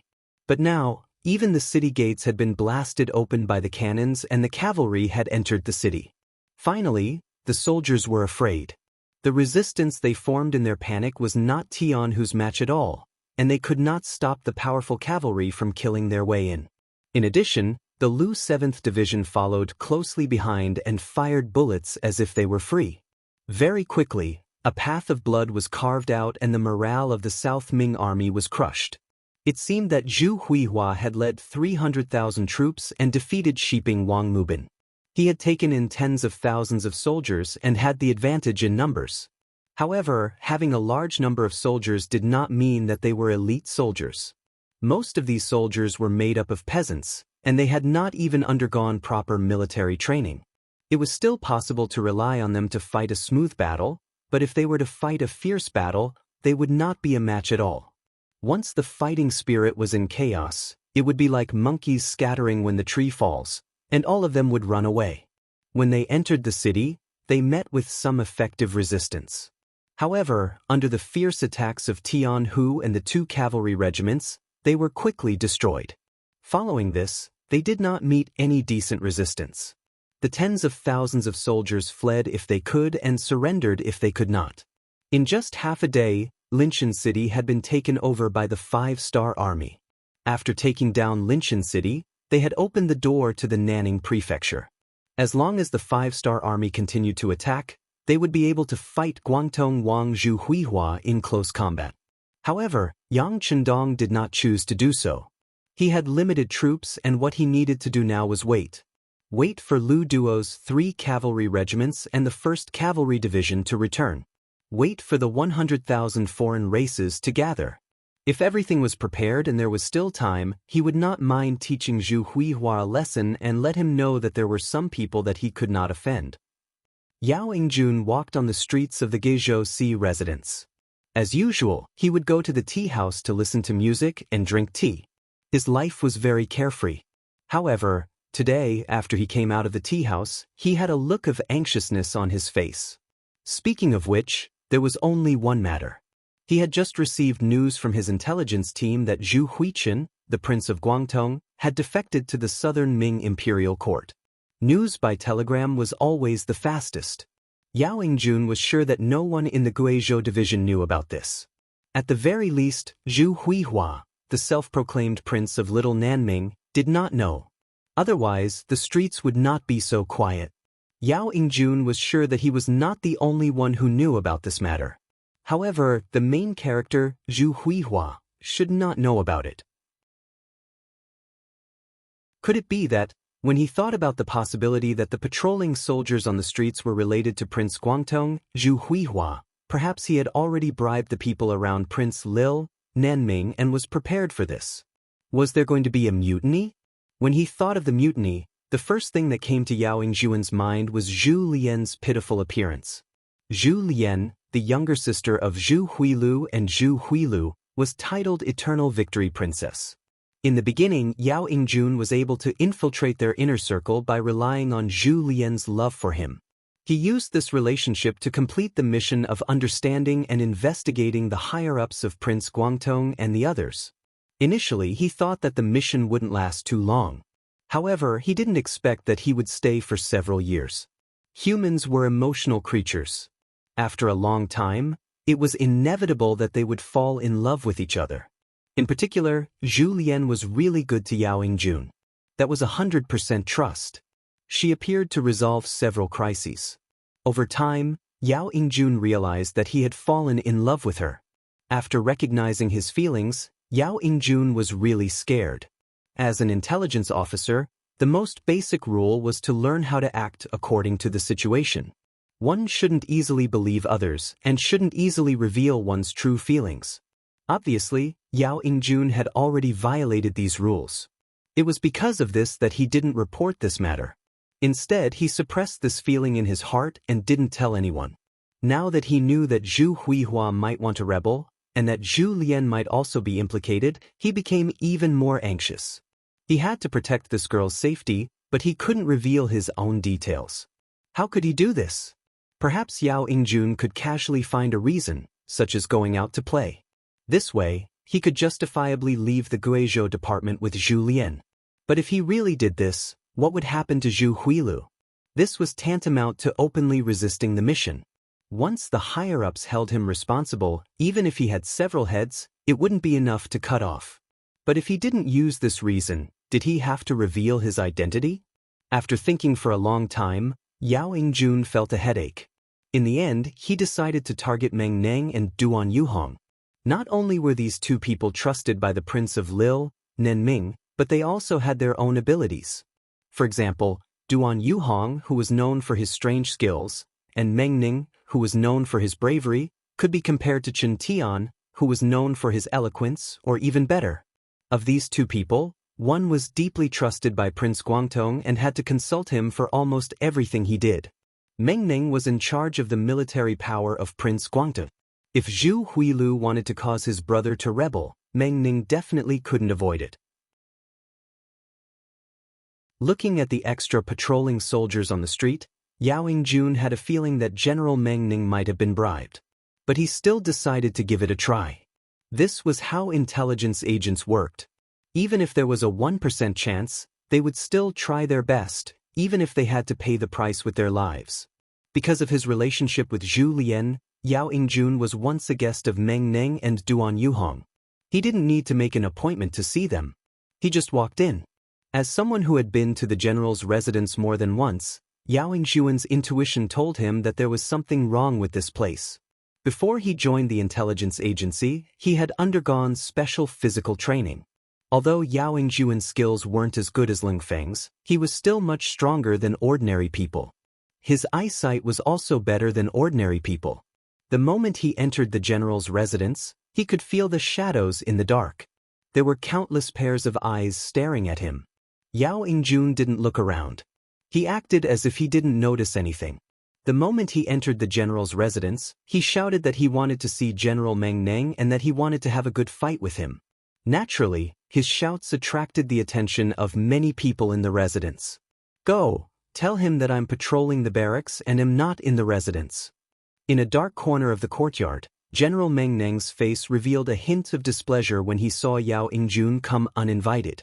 The housekeeper received the order and hurriedly went out to welcome Yao Ingjun. He used the excuse that the general was not in the residence and had gone to the barracks to persuade Yao Ingjun to leave. Soon, the housekeeper returned to Meng Neng's side and asked softly, "General, could he have sensed something?" "He's just a gigolo. In the future, he won't even have the ability to be the head of the household. How could he have sensed something? All right, let's hurry up and prepare. We'll take action tomorrow night." Meng Ning sneered. It was obvious that Yao Ingjun's usual disguise was effective. He was not treated like a piece of cake and reduced the possibility of being suspected. After leaving the general's residence, Yao Ingjun's unruly appearance was completely hidden. After hesitating for a moment, he headed straight for the Duan residence. Compared to the Duan residence in the past, Yao Ingjun saw that there were many more strangers in the surrounding alleys and streets. With his identity as a spy, he quickly noticed that something was different. If he guessed correctly, this place was being watched. It was very likely that it was Meng Neng's doing. He had already shown his face at the general's residence once and was almost forced to stay there. If he took the risk to appear at the Duan residence again, he was afraid that it would really arouse suspicion. For safety reasons, he didn't enter the Duan residence. Instead, he returned to the tea house. Since he couldn't get through to the higher-ups, he might as well start from the bottom. That was to spread rumors of Zhu Huitu's rebellion. As for how effective it would be, he wasn't sure. But other than that, what else could he do? Although he seemed to have a good relationship with some people because of his relationship with Zhu Lian, when it came to big matters, who would treat him like a piece of cake. When he left the tea house, Yao Yingjuan's footsteps were clearly faster. He didn't know what Meng Ning would do in the face of the rumors that would spread throughout the city. He didn't want to gamble, so the best thing to do was to bring Zhu Lian to a safe place to hide. 2 hours after Yao Yingjun left the tea house, the streets of Guizhou province began to spread rumors that Zhu Huitu, the prince of Guangdong, had sided with the southern Ming dynasty and was about to rebel. With the intelligence department spies, the news quickly spread through the streets and alleys. It also spread to the general's residence and the prince of Little Nanming's residence. "Who is it? Who leaked the news?" Meng Ning said angrily after hearing the news. He had already made plans for the rebellion tomorrow night. Who would have thought that the news would be leaked? It seemed that everything had to change. "General, the king has ordered you to make a trip to the prince's residence." Just as Meng Ning called the housekeeper over to discuss countermeasures, a servant reported that the prince of Little Nanming wanted to see him. "General, you should bring more people with you," the housekeeper said worriedly. "Of course, I wanted to do this secretly. Since it's like this, I might as well make it public. I'll go see the king now. You guys follow the plan and attack the other officials." Meng Ning wouldn't wait for death. Since he had promised Zhu Huitu to rebel with him, he couldn't go back on his word. Meng Ning made his move. Everything had been prepared long ago. The only difference was that one would take action tomorrow night, while the other would take action earlier. Because Meng Ning's actions were fast enough, the prince of Little Nanming, Zhu Huitu, was still caught by the rebels despite being prepared for it. It wasn't just Zhu Huitu. His other brother, the prince of Yangzong, Duan Yuhong and the others were also caught. The only one who was surprised was Princess Yongxing. When a large group of soldiers entered the princess' residence, they found out that she wasn't there. She had gone out with Yao Yingjun to play chase. A group of soldiers immediately went out of the city to chase. However, since Yao Yingjun was prepared, how could he be caught? Not to mention he didn't even leave the city. Instead, he took Zhu Lian to a safe place to hide. Other than Zhu Lian and a few lucky officials and generals who weren't in the city, most people were controlled by Meng Ning. At this point, it was announced that they had changed positions and returned to the southern Ming court.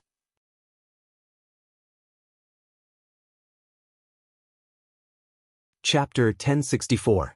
The forces of the Little Nanming king, who was once viewed as a great enemy by the southern Ming dynasty, had collapsed just like that. Everything happened so quickly that it shocked many people. Yang Chendong used the advantage of the radio station to receive this news before anyone else. However, he only sighed. It was hard to guard against a thief in one's own home. After that, he no longer cared about it and began to focus on the negotiations in front of him. He had to pay attention to it. For this negotiation, the southern Ming dynasty had actually sent the crown prince's tutor and minister of war Kuang Yi to Linshan City. It was said that the diplomatic group was less than 30 li away and would arrive before nightfall. Young Master, Division Commander Lu Zhua and Lu Zhuatuan have returned. Beta Persei softly walked to Yang Chendong's side. "Where is the foreign allied army?" Yang Chendong asked as he nodded slightly. "They should be able to reach Linshan City by tomorrow afternoon." Beta Persei estimated and replied. "Beta Persei, do you think the foreign allied army is reliable?" Due to what happened in the Guizhou division, Yang Chendong couldn't help but be suspicious. From the current situation, the rise of the five-star army was inevitable. It would be extremely difficult for others to defeat them. However, if something similar happened in the Guizhou division, it would be hard to say. Since there was a precedent, they had to be careful. "Young Master, do you have any ideas?" Beta Persei couldn't answer, but his habit told him that since he asked such a question, the young master must have a solution. "How about this? In the future, if the foreign allied army soldiers perform meritorious deeds, they will be directly promoted to the reserve division. This way, if the cold front lacks soldiers, they won't have to re-evaluate them and can directly choose from the reserve division." Yang Chendong hesitated for a moment before speaking in an extremely confident tone. They had a reserve division before, but as the cold front continued to expand, they didn't have enough soldiers and had to temporarily withdraw this division. Now that a large number of non-humankind youngsters had joined the army, it was time for the army to recover. Okay, I'll do it right away. After understanding Yang Chendong's meaning, Beta Persei nodded heavily. He used to be the commander of a logistics division, which was equivalent to a concentration of soldiers. Therefore, he was quite experienced in this aspect. As for the selection of the division commander, the military department would decide on it and the political department would review it. If there were no problems, it would be reported to the young master. Using people as a mirror, one can understand gains and losses. Using history as a mirror, one can understand the rise and fall of a nation. Since Yang Chendong knew where the others lost, he naturally wouldn't allow the same problem to happen to himself. That night, the north gate of Linshan City opened. Beta Persei, Tian Hu, Tian Su, and the others welcomed the Southern Ming special envoy into the city. In the back hall of the Yamen, Yang Chendong ordered people to prepare good wine and dishes for Kuang Yi. Speaking of Kuang Yi, Yang Chendong wasn't unfamiliar with him. Especially when they first met, this person's reputation and influence were above his. Only a few years had passed, and now the status of the two of them had undergone earth-shattering changes. Although Kuang Yi had also taken a small step forward, going from a second-rank official to a lower first-rank official, compared to Yang Chendong who had a different surname, the difference was not small. When they first met, Kuang Yi had no choice but to bow and say, "Special Envoy Kuang Yi greets Bugnam of Gojoseon." "Ha, Minister Kuang, there's no need for such formalities between us. Come, have a seat." Yang Chendong chuckled. Yang Chendong's enthusiasm was the true reason why Zhu Qizhen had sent Kuang Yi. He wanted to use this friendship to play the emotional card. After the two sides sat down, Yang Chendong asked about Guan Ying while urging them to drink. Back then, Guan Ying was only a fifth-rank official. However, it was said that he had become a great general of the Southern Ming Empire and was promoted to a second-rank general. Moreover, he was trusted by Zhu Qizhen. Kuang Yi naturally didn't hide anything from him. Not only did he talk about Guan Ying's current situation, he also said that Guan Ying missed Bugnam of Gojoseon a lot. If he wasn't on official business, he would have also come to visit. The atmosphere at the beginning of the banquet was good. The two sides only talked about old times and didn't talk about official matters. However, after 3 rounds of wine, the banquet ended and tea was served. The two people's expressions couldn't help but become more serious. In the end, it was Kuang Yi who couldn't help but speak first. "Bugnam of Gojoseon, Guangdong King Zhu Huixin has already surrendered to Emperor Yingzong. The era of the Southern Ming Empire will be gone forever. What do you think? Emperor Yingzong has made a good move. This king is impressed." Yang Chendong said with a fake smile. "Yes, my king is wise. The existence of the Southern Ming Empire has caused the commoners to lose their homes. Who knows how many people have lost their homes because of it? They indeed deserve to die." Kuang Yi also said with a look of admiration. As he spoke, he observed Yang Chendong as if he wanted him to express his admiration. Unfortunately, Yang Chendong's expression was normal. However, in Kuang Yi's eyes, he felt that this was very normal. Compared to the matter of Zhu Qizhen wiping out the little South Ming imperial court, what Yang Chendong and the 5-star army did was a huge matter. If one had to compare, the former was just a small fight in one's own garden. However, Yang Chendong had already displayed his fists and kicks outside, showing the might of the Han Empire. However, the 5-star army's strength was a bit too strong. They were so strong that their achievements had already shocked the emperor. Some people even said in private that if the 5-star army turned around one day, neither Baiming nor the Southern Ming Empire would be able to stop them. Unless the Great Ming Empire was reunited, they would be able to suppress the 5-star army. Of course, some people thought that they were smart. If one didn't understand the 5-star army, they wouldn't know how strong they were. If one hadn't truly fought with them, they wouldn't know how terrifying their battle strength was. It was a pity that some people could only see the small piece of land in front of them, but they always emphasized how high their vision was. It was laughable just thinking about it. Kuang Yi naturally wasn't a short-sighted person. He had already seen how powerful Yang Chendong was a few years ago. However, he didn't think that this person would develop so quickly. He had already taken over almost half of the Great Ming Empire's territory outside of the Great Ming Empire. It was also because of this that he strongly advocated for quickly destroying the Southern Ming Empire and unifying the Southern Ming Empire first. Then he would see if there was an opportunity to swallow Baiming. Only then would the Great Ming Empire be united and be able to work together to resist a powerful enemy. Of course, Kuang Yi wouldn't say these thoughts to Yang Chendong. At this time, he only said that the emperor was wise and wanted to unify the Southern Ming Empire first. In fact, there were some things that Yang Chendong could guess even if Kuang Yi didn't say it. Seeing Kuang Yi first flatter the emperor's brilliance and then bemoan the state of the universe and pity the fate of mankind as he spoke of the suffering of the common people, he chuckled and said, "So it seems that the emperor and Minister Kuang place great importance on the quality of life of the common people. Then, I wonder how the lives of the common people in the Southern Ming dynasty have changed compared to before? Or rather, after the Southern Ming Empire's power was returned to the imperial court, what kind of preferential treatment did you give the common people?" Yang Chendong asked with the common people as the topic. He wouldn't forget that in the future, there were people who said that foreigners had a higher status than ordinary officials in the country. Because of this, they didn't have to abide by the laws of the country. Once something happened, they would put pressure on the embassy and use their bad international reputation as an excuse to show their nobility. It was because of this that Yang Chendong intentionally raised the status of Han people.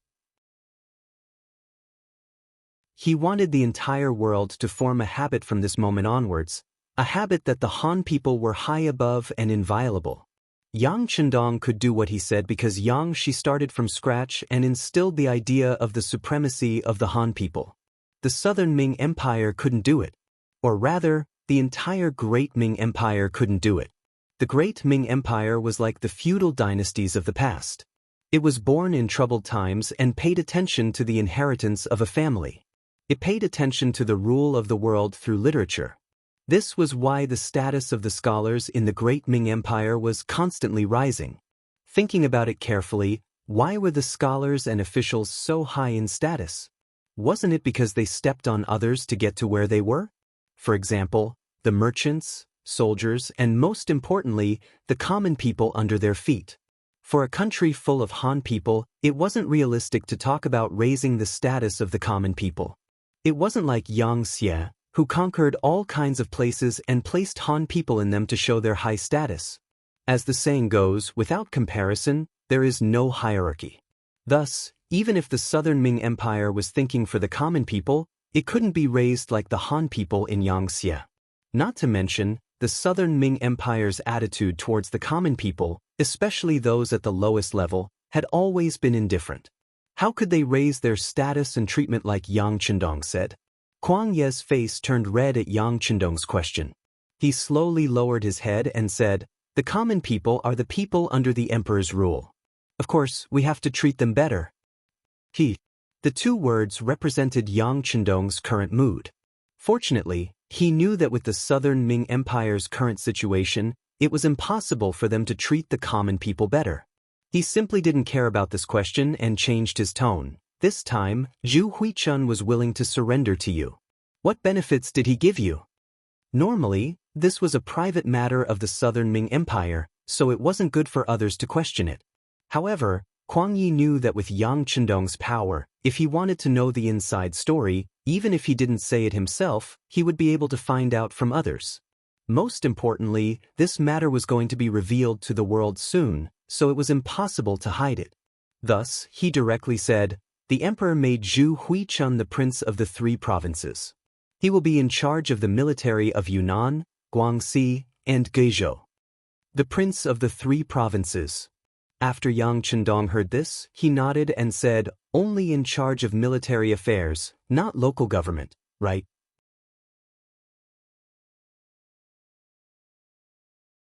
Chapter 1065. Kuang Yi didn't expect Yang Chendong to be so smart and be able to see the crux of the problem at a glance. He nodded. "Bugnam of Gojoseon is right. He only has military power and no financial power. Once he offends the emperor and cuts off his provisions, I'm afraid it will be difficult for him to command any army. What a wishful thinking. Yang Chendong exposed Zhu Qizhen's thoughts while chatting. Kuang Ye's face turned red again. Yang Chendong was speaking the truth. This time, Zhu Huihua was indeed deceived by Zhu Qizhen. Not explaining was equivalent to admitting it. Yang Chendong couldn't help but ask with interest, this explanation isn't very clever. If this prince can see it, others can also see it. Does the king of the 3 provinces not have any objections? Yes, but His Majesty allowed him to trade with the kingdom of Banga. Apart from handing over 30% of the profits to the imperial court, he could keep the rest for himself. Kuang Yi didn't hide any deep secrets either, so he spoke with a straight face. Trade with the Bengal army? Yang Chendong was a little surprised, but after thinking about it he understood. Zhu Huihua had replaced his elder brother Zhu Huihua's position. If he still controlled the military and political power of the 3 provinces, it would be no different from the previous Little Southern Ming. This was something that Zhu Qizhen couldn't tolerate. It was because of this that both sides took a step back. One side wanted military power, while the other side wanted administrative and financial power. This was equivalent to each side taking what they needed. He sighed in his heart. It was a good plan. However, there was a prerequisite for all of this. For example, whether he agreed, whether Yang Xie agreed, and whether the 5-star army agreed. The 3 provinces were close to the Yunnan province. If they didn't deal with Yang Chendong, there wouldn't be peaceful days here. Needless to say, the Southern Ming Empire's food and the goods that the 3 provincial kings would trade with would have to rely on Yang Chendong. This was the main reason why they had sent Qin Tian and Kuang Yi to negotiate. Finally knowing the truth, Yang Chendong was no longer anxious. Now that it was someone else who needed his help, he could take his time to think about it. Therefore, he didn't take the initiative to ask questions and instead allowed Kuang Yi to speak. After seeing that Yang Chendong didn't have anything to ask, Kuang Yi opened his mouth as expected. The first thing that came out of his mouth was His Majesty's words, as if everything was His Majesty's will and he was just a messenger. If Yang Chendong had any opinions or questions, he would be responsible for conveying them, but he couldn't make the decision. It was no wonder that Kuang Yi was so careful. It was said that a weak country had no diplomacy. Besides, Yang Chendong was completely different from the one he met a few years ago. Now that the Southern Ming dynasty had a favor to ask of them, how could they not speak some soft words? Bugnam of Gojoseon, His Majesty said that as long as you agree to this decision, our Southern Ming Empire will publicly recognize your title as Bugnam of Gojoseon. This is a king with a different surname. Other than a few people who were conferred the title when Taizu was still alive, only King Shiping is left. This honor is so great and so high. Bugnam of Gojoseon, His Majesty also said that the Liangshan shelter is allowed to exist. As long as you don't steal or rob, and the people can enter the shelter, we will turn a blind eye and pretend that we didn't see anything. Bugnam of Gojoseon, His Majesty also said, next, Kuang Yi represented Zhu Qizhen of the Ying sect and made promises again and again. Yang Chendong became a listener, but he just sat there and didn't say anything. After about half an hour, everything that needed to be said was said. Kuang Yi looked at Yang Chendong and asked in a low voice, Bugnam of Gojoseon, what do you think? This wasn't the first time he said this. It was enough to prove that Yang Chendong's position in Kuang Ye's heart was very important and high. However, Yang Chendong still didn't say anything, as if he was asleep. Under Kuang Ye's continuous questioning, Yang Chendong raised his head as if he had just woken up from a dream and said, "This is far from enough. I'm afraid that Minister Cheng still doesn't know that 2 or 3 days ago, the 5-star Army's 1st Cavalry Division was surrounded by Zhu Huilu, who killed many of our soldiers. If we don't take revenge, how can we convince the public?" But at that time, the 3 provincial kings hadn't become part of the Southern Ming Empire. Now, he's already one of His Majesty's people? Kuang Yi wanted to explain more, but Yang Chendong said, "Yes, it's because I know that he's now one of the Southern Ming Empire's people that I didn't do anything to them. I just wanted to see what Minister Cheng would say. Now it seems that your sincerity is far from enough." Not enough? Kuang Yi understood the meaning behind his words. It wasn't that he couldn't, but that it wasn't enough. That meant that there was still room for discussion. He asked curiously, "But does King Nan Wu have any other requests?" "You can make the decision?" "No, I can pass on King Nan Wu's request to His Majesty. At the same time, I will do my best to help." Kuang Yi didn't dare to say too much. "All right, since Minister Cheng is so sincere, this prince might as well say a few things." Yang Chendong knew that the time was right. It was time for him to speak. He immediately mentioned that he was interested in the Southern Ming Empire's silk, tea leaves, and porcelain. He was interested in some masters and wanted to hire them to work in Crimson City at a high price. At the same time, he wanted to buy a certain percentage of the goods at cost price and then sell them to merchants from other countries under the name of Crimson City. It was said that Suhong's silk was of the best quality. Crimson City also spent some effort to imitate it, but unfortunately, the results weren't very good despite investing a lot of manpower and resources. For this, City Lord Yu Qian had represented the local factories to ask Yang Chendong more than once if they could bring in some talents to Crimson City. For this matter, the intelligence department had also tried, but the skilled workers were all restricted by the local masters. That place wasn't Yang Xie's territory, so it was very difficult to get all these people away without anyone noticing. This was a perfect opportunity to bring in talents while also dealing a blow to the Southern Ming Empire. Once the Southern Ming Empire lost the advantage of silk, porcelain, and tea leaves, Yang Xie would have a better chance of winning against the Southern Ming Empire. This matter needs to be reported to His Majesty before he can make a decision. Kuang Yi didn't immediately agree. Instead, he said that he needed to report it first. Yang Chendong could understand that Kuang Yi couldn't make a decision on such a big matter. Thus, he nodded in tacit agreement. Then, he raised a second request, which was to ask for people. This time, Zhu Huiyun attacked the shelter without any reason. Not only did thousands of soldiers die, but 40,000 civilians also ran away. This matter had to be mentioned. Thus, not only did the Southern Ming Empire have to admit it, they also had to compensate the 40,000 people. After hearing this, Kuang Yi frowned and said, "Okay, this old man will also report this matter to His Majesty." He didn't expect Ing Zong to agree at all, but Yang Chendong still said it. He just wanted to give him a heads up. After all, Zhu Qizhen used to be Great Ming's Ing Zong. Even if he agreed in his heart, he wouldn't say it out loud. After knowing this, Yang Chendong didn't place his hopes on the Southern Ming Empire. Instead, he placed it on Zhu Huiyun. Some things couldn't be handled by a county official. Yang Chendong then found the detained Chen Tian. Different from Kuang Yi, he maintained a serious gaze. He even called a few teachers in front of Kuang Yi and ordered them to prepare for battle. They were to leave Linshan City and head north at any time. Chen Tian didn't hide any of this from him. After the teachers left the hall, he naturally yelled, "King Nan Wu, what are you doing? Must you become enemies with our King Guangtong?" "Wrong. If it wasn't for this king becoming enemies with you, it was you who became enemies with us first."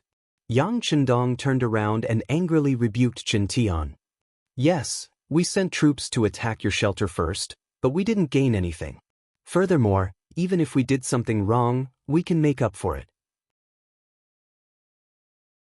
Didn't I come this time to listen to your requests and conditions? What's the meaning of sending troops without talking about anything?" Chen Tian yelled. It could be seen that he was truly anxious this time. It could be seen that not only him, but even his master, King Guangtong, didn't want to become enemies with the Five-Star Army again. Previously, Zhu Huiyun attacked the Five-Star Army because he wanted to use this method to show everyone his strength. Now, he had suffered losses against the Five-Star Army. He had even almost destroyed one of the enemy's cavalry divisions. However, to be able to make the Five-Star Army suffer losses like this was not something an ordinary person could do.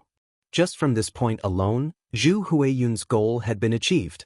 He had also successfully received the Southern Ming Empire's amnesty. Since all of his goals had been achieved, there was naturally no need to continue fighting. If he won, no one would say anything, but if he lost, he would only feel bad. Zhu Huiyun knew this, so he sent the most eloquent person, Chen Tian, over. He only had one request, which was for the five-star army to stop fighting.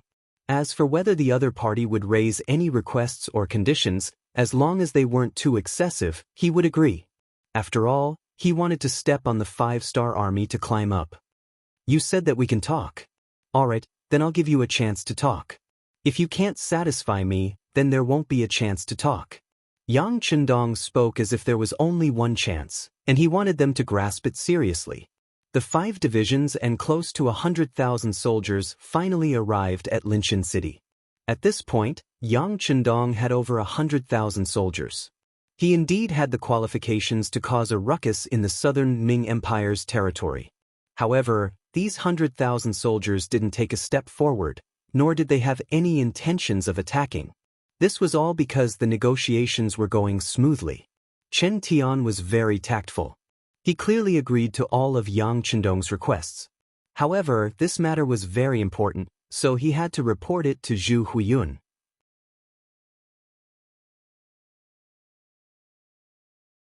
Chapter 1066. Kuang Yi and Chen Tian both stayed in Linshan City. Only their trusted aides left the city to inform the higher-ups of Yang Chendong's request. Linshan City regained its usual peace. A few days later, news of the little southern Ming prince and Yangzong prince being captured in the Guizhou division was spread. At this point, the little southern Ming army was disbanded. Under the leadership of General Meng Ning, their army joined the 3rd province Prince Zhu Huizhou's army. Meng Ning brought over 300,000 troops. Adding on Zhu Huizhou's original army, even without the 100,000 from the Bangladesh army, he still had 500,000 troops. Young master, this? After Beta Persei received the news, he looked worriedly at Yang Chendong. What are you afraid of? 500,000 isn't a small number, but with 3 provinces, how many troops do you think he can transfer to Linshan City? Or how many troops would he need to deal with us? After Yang Chendong asked 2 questions in a row, he smiled and patted Beta Persei's shoulder. Don't worry, the plan won't change. Yang Chendong was indeed full of confidence. He predicted that Zhu Huizhou wouldn't make an enemy out of the 5-star army. After all, the time to prove his strength had passed. Now that he had been recruited as the 3rd province prince, there was no need to create more problems. If they really fought, Zhu Huizhou didn't have the confidence to win. Not to mention, there was one more thing that he didn't mention. Yao Yingjun had taken Zhu Lian and escaped from the Guizhou department. Not only that, they had also created an army of 50,000 people and were currently fighting for territory in the 3 provinces. Speaking of which, this was out of Yang Chendong's expectations. Yao Yingjun was a chess piece he placed in the little southern Ming prince's faction. Now that this faction was destroyed, he had completed his mission. Yao Yingjun thought the same. He even wanted to bring Princess Yingjun out and find a safe place in Yangxie so that she could live the rest of her life without worries. Who would have thought that at this time, a woman would actually show that she was not inferior to men? After learning that her 2nd brother had betrayed her and her eldest brother and 3rd brother had been captured, she actually took up the responsibility. Moreover, she really allowed him to persuade some of the small South Ming soldiers outside of the Guizhou division to rebuild the mountain. When this matter was reported to Yang Chendong through the intelligence network, he was also surprised for a while. Thinking about it, this was a good thing. He didn't have to pay a price to make his opponent restless, so why not? Yang Chendong agreed and sent someone to inform Yao Yingjun that if things did not go well, he could still bring Princess Yongxing to the Langshan shelter. At the same time, he also told him that if he needed financial support, he could ask. With all of this, Yang Chendong was sure that Zhu Huizhou, who seemed to be very powerful, would not make an enemy out of the 5-star army. Things developed as he expected. When the people sent by Chen Tian met with the 3 provincial kings and told them about Yang Chendong's request, the 3 provincial kings who tried to assassinate his brother quickly agreed to all of the conditions. Zhu Huizhou agreed to Yang Chendong's request and recognized the legitimacy of the shelter. As long as any Han citizen went there, regardless of their status, they wouldn't pursue the matter. Not only that, every year he would provide 200,000 Han citizens to the shelter as compensation for attacking the 5-star army. In exchange, Crimson City's goods could be provided to Zhu Huihua at the same price as other merchants. Originally, Yang Chendong wanted to provide 500,000 people a year, but Chen Tian refused. In his words, 200,000 was already a lot. At most, the three provinces wouldn't have enough Han citizens, and they could just grab some from the nearby southern Ming province. However, 500,000 a year, they wouldn't be able to catch that many. Actually, 200,000 a year was already enough to satisfy Yang Chendong. Originally, he was just asking for an exorbitant price, waiting for the other party to bargain. Giving 30 to 50,000 people a year was already what he had expected. Now, 200,000 a year was already a pleasant surprise. Not long after, the southern Ming Emperor Zhu Qizhen also agreed. After discussing with the court officials, they finally agreed to sell the silk, tea leaves, and porcelain to the Five-Star Army. This was something that couldn't be helped. Many areas in the south of the southern Ming Empire had already been occupied by the Five-Star Army. If they didn't agree, they wouldn't be able to sell these things for money. As for those skilled workers, since when did the great Ming Empire value craftsmen? If they were gone, they could just nurture them again. Thus, they all agreed. The negotiations with the two sides went very smoothly, reaching Yang Chendong's expectations. After the negotiations were completed, Yang Chendong knew that he had to leave this place. Even Linshan City and Siming residence had to be given up. These were the bargaining chips in the negotiations. Retreat. Since he had achieved his goal, Yang Chendong gave the order to retreat. Hundreds of thousands of Five-Star Army escorted the 40,000 prisoners out of Linshan City. At this time, the battle ended and everything returned to normal. However, any smart person could tell that this wasn't the end. Once the two sides started fighting again, they wouldn't stop until one side was dead. The Five-Star Army finally retreated, leaving behind Linshan City and Siming residence. At the same time, Zhu Huiying also left behind two opponents, Everlasting Victory Princess and Shiping King's army. Everlasting Victory Princess didn't need to be mentioned. When Zhu Huiying made his move, he didn't plan to let this sister go. As for Shiping King, he was originally the king of Yunnan. Now that the three provincial kings wanted to replace him, how could he agree? Of course, he had to find some trouble. Zhu Qizhen didn't think highly of the three provincial kings, but he had to agree to reduce internal friction. Now that Shiping King was willing to fight with Zhu Huiying, he was happy to see it happen. He didn't say anything and just let them fight. After Yang Chendong left southern Ming's territory, he didn't pay attention to it anymore. Yang Xie's territory was so big that there were too many things for him to worry about. For example, there was a piece of information in front of him about the Baiming army. The telegram was sent by the commander of the First Army, Tiger's Man. It only said one thing. The Baiming army had a 50,000-man cavalry. They were all soldiers from the Liaodong region and were nicknamed the Liaodong Iron Cavalry. Under the leadership of General Fang Dingshan, they were training in the grasslands. They constantly clashed with the small Mongolian tribes and sometimes provoked Yes Hen in Walla. They won and lost. According to Tiger's Man's telegram, the 50,000-man Liaodong Iron Cavalry followed the policy of training soldiers through battles. Fang Dingshan used to be the commander of Zhu Qiyu's imperial bodyguards.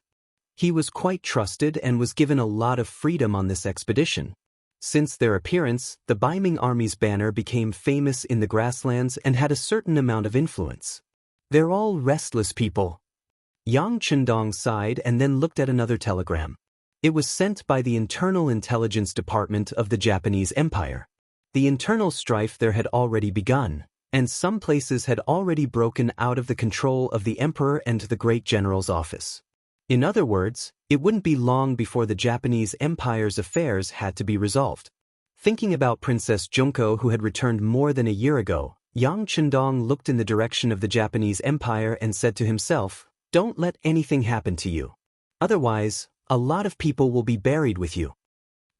January 1457 AD. Yang Chendong returned to Chichen City and prepared to spend the new year here. At the same time, he accompanied his wife, Hu Yen, to wait for her delivery. On the 7th day of the second lunar month, on this seemingly ordinary day, a baby boy was born. When Yang Chendong was 20 years old, he finally had his first son, named Yang Bo Bugnam of Gojoseon finally had a son, and there was someone to inherit the family name. Naturally, it was a great day for the entire Yangtze. Chichen City was immediately decorated, and it was even more lively than the New Year. The various provinces and regions under the Yang faction also sent representatives to the city with gifts to celebrate and express their joy. Good things come in pairs. On the third day after Yang Bo was born, King Abu Berkel of the Great F country announced his surrender in Cotton Orchid Island. After more than half a year of siege, the city was already in chaos. Originally, Abu Berkel wanted to continue supporting because he still had soldiers and food in his hands. However, the people had already had enough of these days of fear. Under the instigation of the intelligence department in the city, they rushed into the city and surrounded the palace. The power of the people was great, especially when it came to their own safety. Often, they could exert unimaginable power. Facing the flood of people, the soldiers of the Great F country did not stop them. In the end, Abu Berkel was captured. The city gate was opened and he was sent to the cold front navy that surrounded the city. With the capture of Abu Berkel, the fall of the Great F country was announced, and the entire Luzon Island was unified. At this point, the Great F country and the original Sulu country were all under Yangtze's control. Yangtze also gained more than 6 million people, and its strength increased by a large margin. In more than a year, Siam and the Great F country were divided. With more than 10 million people, Yangtze's strength was evident.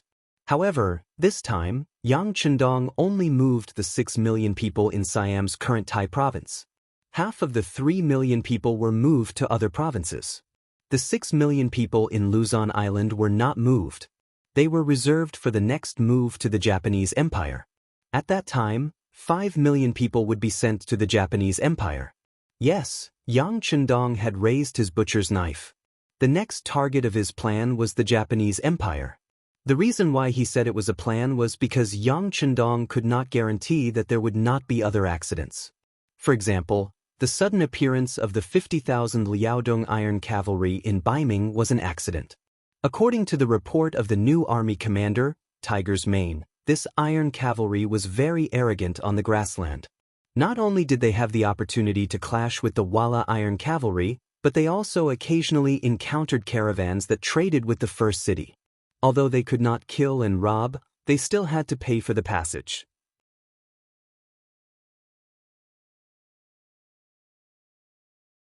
Chapter 1067. Perhaps it was because the Liaodong Iron Cavalry was short of money, or perhaps they didn't want to provoke a powerful existence like the 5-star army right away. But even if they didn't kill anyone, they just wanted money, which made some caravans that cooperated with the first city suffer. During this time, many merchants came to the door and complained to Tiger's Man. According to them, they would rather give the money to the 5-star army than to the Liaodong Iron Cavalry. The appearance of the Liaodong Iron Cavalry greatly changed many people's view of Baiming. Is this still the army of the Great Ming Dynasty? Why are they so barbaric? How are they different from the bandits on the grassland?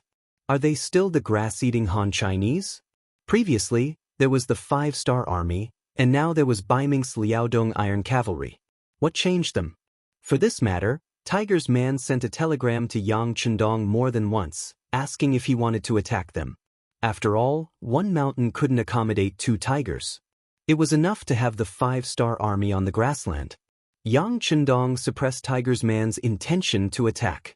He now had a target to conquer, the Japanese Empire. This was a country with a population of more than 10 million people. If he wanted to conquer them, the preparation work must be very thorough. The people of the Japanese Empire were very fertile. This could be seen from their names, such as Dairo, Ero, Saburo. There were even 7 and 8 Dairo. This might have something to do with the environment they lived in and their development over the years. It was very easy for each region to be independent. Sometimes, even 2 counties that were very close to each other would see each other as fire and water and would fight with each other. At that time, whoever had more people would often have the advantage. For a country with such a large population, Yang Chendong must be well prepared. He couldn't afford to be distracted. Not to mention that in his heart, it was difficult to divide the world into two for a long time, and the tripartite balance was the most stable. The existence of Beiming, Southern Ming, and himself was the tripartite balance, which could ensure that any side would have to be wary of the other side when they attacked. While rejecting Tiger's Man's idea of attacking on the grassland, he also asked him to prepare the new army that had been formed for a year to be transferred to North Korea. In addition to preparing for an attack on the Japanese Empire, Yang Chendong also called the city lord Yu Qian and other important people in the palace to discuss the introduction of paper money. The introduction of paper money was not Yang Chendong's creation. At the beginning of the Ming dynasty, Zhu Yuanzhang implemented the paper money policy and issued the Ming dynasty's precious banknotes and copper coins. However, the Great Ming dynasty's banknotes did not have a limit and there was no reserve, which quickly led to inflation. Now, the Great Ming dynasty's banknotes were restricted in the market. Although they were still circulating, their purchasing power was very limited. Especially after the sudden rise of Yang Chendong, regardless of whether it was the Northern Ming or the Southern Ming, in order to achieve their goals, they vigorously printed the Great Ming banknote, which directly caused the market to become chaotic. At the same time, this item depreciated even more, and there were very few people who recognized it. With this example, Yang Chendong obviously wouldn't let the same mistake happen to him. This time, not only did he want the paper money to be successful, but it also had to be strong for a long time. For this, he ordered people to vigorously develop the gold mines found on the island of Dafei as reserves. He was preparing to introduce the paper money into the market. First, it has to be anti-counterfeiting. Second, it has to be advertised properly.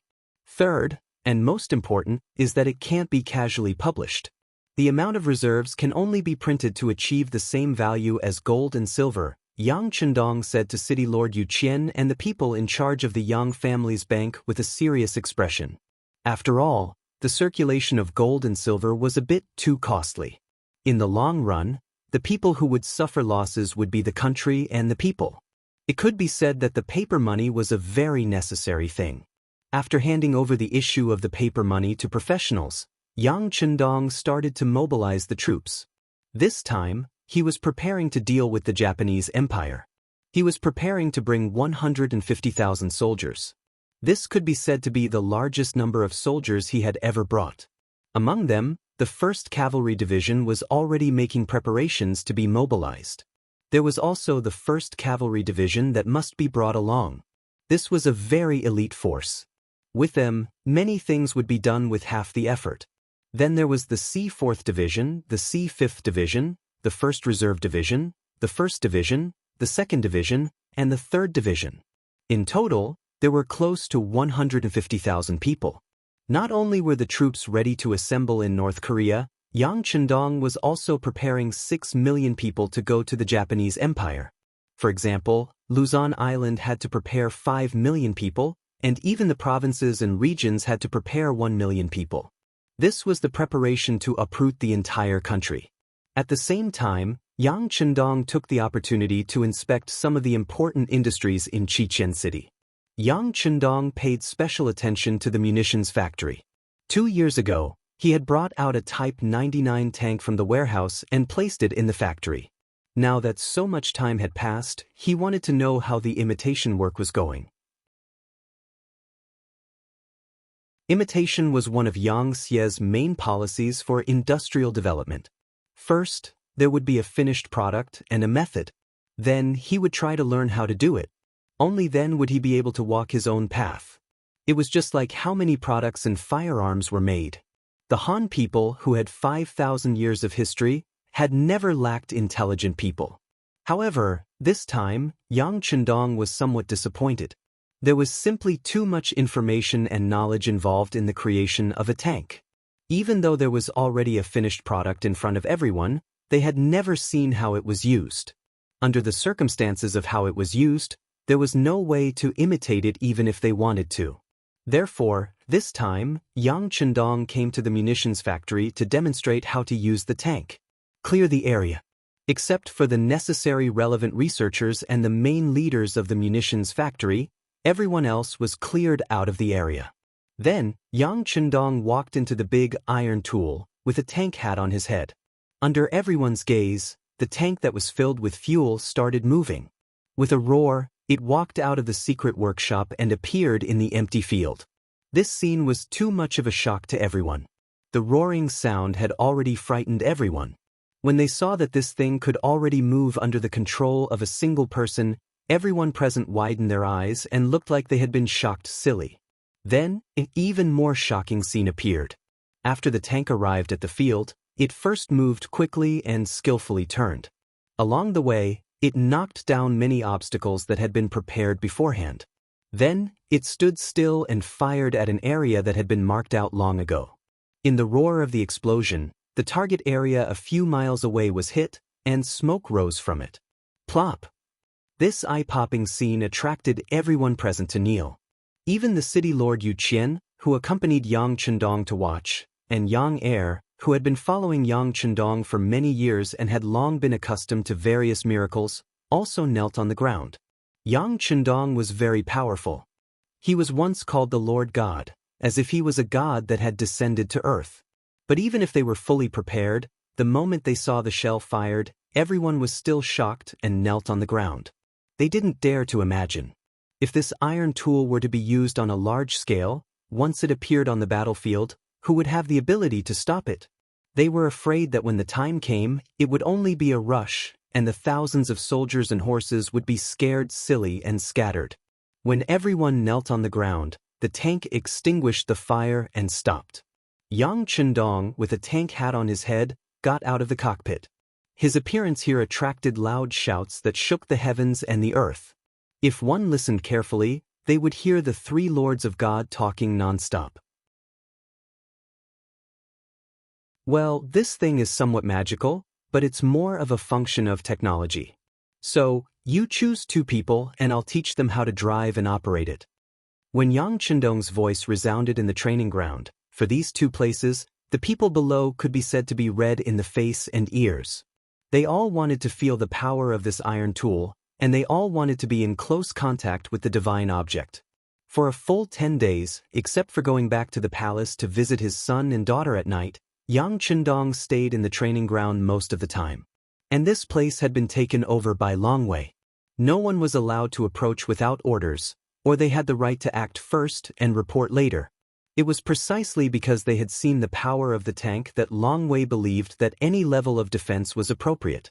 In 10 days, the two disciples taught by Yang Chendong had barely finished their apprenticeship. Next, they could only rely on continuous practice to reach the level of familiarity. After that, Yang Chendong left the training ground and returned to the palace. There was news from the Japanese Empire that internal strife had begun, and now it was already April 1457. Back to half a month ago, in the Japanese Empire's capital, Ping and Beijing, Princess Junko, who had returned to the Japanese Empire for 2 years, made use of her strengths and established a school called Jinxing Academy. She widely accepted students and taught advanced knowledge, which was constantly expanding its influence. When Jinxing Academy was first established, it didn't attract much attention. On the contrary, it attracted people's ridicule. In the Japanese Empire, the status of women was naturally subordinate to men. They often believed more than China that a woman without talent was virtuous. It was not surprising that Junko was a princess. Fortunately, Junko's actions received the support of the emperor, who was also his father, the Garden Emperor. There was no other way. His son, Chenin, was only 15 years old, and Junko, who was already 20 years old, naturally became the person that the emperor valued. Speaking of which, the emperor only had a good name, but his life was not easy. In the history of the Japanese Empire, since the end of the Heian period, the emperor, who originally had absolute control over the Japanese Empire, began to lose his power. In 1192 AD, Minamoto no Yoritamo established the Kamakura shogunate, and the emperor began to fall and became a puppet of the Kamakura shogunate. Later in history, the emperor became a puppet of the Muromachi shogunate. The emperor became a puppet of the shogunate for more than 600 years. Not only did he not have any real power, but sometimes even his basic necessities, such as food, shelter, and transportation and holding ceremonies, had problems due to financial constraints. The most typical example was the 103rd generation Emperor Hodo Miyamoto. He was Junko's younger brother.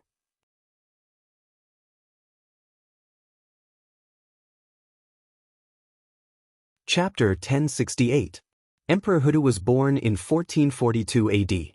His name was Qing Ren, and he was the eldest son of the 102nd emperor of the Chrysanthemum dynasty. His mother was the queen of the emperor of the Chrysanthemum dynasty, Fujiwara. When Emperor Hodo was born, the situation of the imperial court in Kyoto was terrible. First, the real power was in the hands of the Shitachi shogunate, and the emperor was a puppet. Second, the national treasury could not make ends meet, and it was not even enough to pay the salaries of the imperial court officials, let alone meet the expenses of the imperial court. Therefore, even though Emperor Hodo was born in the imperial court, he sometimes did not even have enough food and clothing. Even the wedding ceremony of marrying Princess Tingnan was held hastily. In history, the emperor of the Chrysanthemum dynasty abdicated and became the supreme emperor. The 22-year-old Emperor Hodo inherited the throne and became the 103rd emperor of the Chrysanthemum dynasty. Princess Tingtian then became the empress.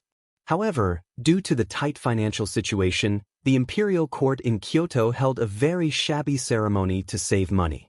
Even after he died, because he did not have the money to bury him, his corpse was frozen in the imperial palace for 2 months. Some officials had to raise money to bury him. From this situation, one could imagine the status of the emperor. This was the main reason why they were willing to spend a lot of money to buy the cannons from the 5-star army.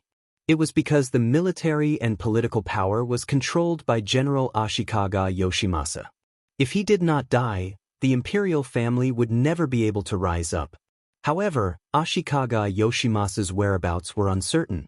No one knew when he went in and out of the general's house. The emperor only bought 1 cannon and 2 bullets from the 5-star army, so he did not dare to take the risk. Since his daughter was willing to come out and do something, the emperor would definitely support her. It was this Jinxing Academy that no one thought highly of. After 2 years of development, they could not recruit any students, but now, there were people who were willing to take the initiative to learn. They could not satisfy the 50 students they taught at one time, which attracted the attention of other forces. General Ashikaga Yoshimasa was one of them. First, he sent people to catch the former student. After some investigation, he found that the former student was extraordinarily talented. However, he was just the most ordinary student in the first batch of students in Jinxing Academy, but he had such a great change, which attracted the attention of the general. Since she is capable, beautiful, and a princess, then let's marry her. General Ashikaga Yoshimasa said to his subordinates. Soon, the news that the general wanted to marry Princess Junko spread among the higher-ups. Some abilities should be used. This was the attitude of the strong to the weak. Maybe he wanted Junko to work for him, or maybe he just wanted to marry Junko and throw her at home as a concubine and live a peaceful life. But no matter what the result was, the emperor's power of the emperor. Of course, Junko wouldn't agree to it. She went to the emperor and expressed her determination that she would rather die. How could the emperor did not know his daughters? But what could he? He didn't have much military power, and he didn't have any political partners. He couldn't win. Just when the emperor was at his wits' end and Junko was about to commit suicide, a savior appeared. Oda Nagamasa was a powerful general in the capital of Ping. He was also the only collaborator that the emperor had managed to rope in over the years. He proposed that he could agree to the Supreme General's request, but before the wedding he wanted to meet the Supreme General to discuss some details. The location of the meeting was set at the Supreme General's mansion. The military system of the Japanese Empire was divided from the bottom to the top. It was divided into soldiers, infantry captains in charge of 100 people, infantry captains in charge of 500 people, elders in charge of 1,000 people, generals in charge of 2,000 people, magistrates in charge of 10,000 people, chiefs in charge of 20,000 people, daimyo in charge of 50,000 people, Generals, in charge of 60,000 to 80,000 people, generals, in charge of 60,000 to 80,000 people, and the emperor at the top.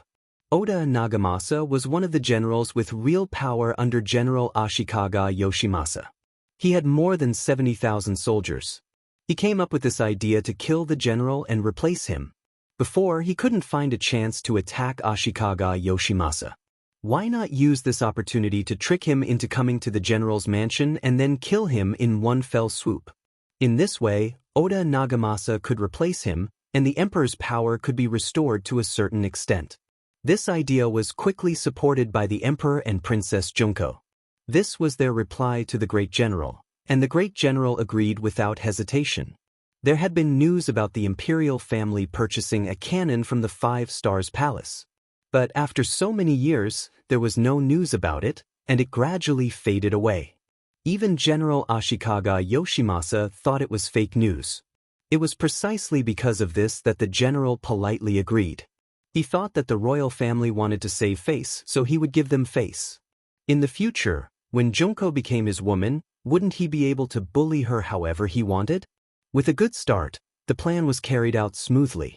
The day before the agreed meeting, the Type 59-1 130mm cannon that he had spent 10 million taels of silver to buy finally took off its disguise after being covered in dust for many years. Furthermore, the only 2 cannonballs were also taken out. In order to ensure that nothing would go wrong, after the first shot was fired, the second shot had to be promptly followed up. The 5-star army had already adjusted the target, and the target was the general's mansion. No one dared to touch it in these years, and now it was finally the time to use it. This matter made the emperor, Junko, and Oda Nagamasa become very excited. After a long night of waiting, dawn finally came. When the time of the meeting was getting closer and closer, the emperor and the others held their breath. They were about to witness a miracle, a scene that changed history. At 9 o'clock in the morning, the 2 sides agreed to meet at the general's mansion. The shell was put into the Type 59-1 130mm cannon, and then a deafening sound was heard. The shell arc across the sky went straight into the general's mansion, causing a shocking feeling like an earthquake. It hit. The soldiers of the Japanese Empire who fired the cannon shouted excitedly, "Isn't there still one more shell? Fire it again." General Oda Nagamasa said excitedly. He was afraid that Ashikaga Yoshimasa wouldn't die. He didn't believe that the general wouldn't die after firing 2 shells. Under the attack of the 2 powerful cannons, the entire general's mansion was covered. Even if the area of the mansion was not small, more than 70% of the area was killed. Especially the main building was destroyed. As long as Ashikaga Yoshimasa stayed in the general's mansion, his fate was almost set in stone. In the imperial palace, you could even see the fire and smoke coming from the general's mansion. This scene made the emperor, Junko, and Oda Nagamasa very excited. They were shocked by the power of the cannons, and they were also excited that the situation in the Japanese Empire would soon change. The situation had indeed changed, but the general Ashikaga Yoshimasa didn't die. It wasn't because he was smart enough to see through everything. The problem lay with Oda Nagamasa. His most trusted deputy, Kayome Sakuki, suddenly betrayed him and told the supreme shogun about the plan. At the last moment, they escaped from the mansion and avoided a fatal disaster. When Oda Nagamasa heard the news, he saw the general's army outside the imperial palace. Fortunately, in order to celebrate the victory and successfully seize military power, Oda Nagamasa had transferred tens of thousands of his own soldiers to guard the palace. Now, they were finally put to good use. Hold on. At the same time, Oda Nagamasa was also preparing to break out of the imperial palace. In his view, even if Ashikaga Yoshimasa didn't die, Ping, in Beijing wasn't a place where he could live for a long time. As for whether he needed to take the emperor and his family with him when he left. Don't be ridiculous, it was already difficult to protect himself, who would think about other things? Oda Nagamasa wanted to escape. Once he left, it could be imagined that the Supreme General's anger would definitely be vented on the emperor. If that was the case, although they might not die, It would be far worse and more painful than death. So, leaving the imperial palace was a must. General Oda, please take us with you. The emperor didn't care about his face and lowered his noble head. Yes. Oda Nagamasa wanted to refuse. But Princess Junko said, General, I have a very good relationship with the leader of the 5-star army. As long as you can take us away, I will send someone to contact them and ask for their support to deal with Ashikaga Yoshimasa. By the way, the leader is my teacher. As if she was afraid that Oda Nagamasa would refuse, Junko added a master and apprentice as a bargaining chip. Everyone in the Japanese Empire knew that the Han people attached great importance to the relationship between master and apprentice. This sentence made Oda Nagamasa, who was about to refuse, change his attitude. He could indeed escape and even take the emperor's family with him. However, if he did so, he would only draw the great general's anger onto himself. With his 70,000 soldiers, there was no way he could stop the great general. So, he wanted to keep the emperor and his family to attract the general's attention and anger. But at the same time, he knew even more clearly that even if he managed to escape this time, it would be impossible for him to regain his power. It was even very likely that he would become an existence that everyone wanted to kill. He had no idea how long he could last. But now it was completely different. If he could get the help of the 5-star army, the situation would be reversed. If you don't believe it, just look at the power of the 2 cannons. Oda Nagamasa's eyes rolled for a moment. He originally wanted to say sorry, but now he said, yes, the emperor's safety is more important than anything else. I will take you away.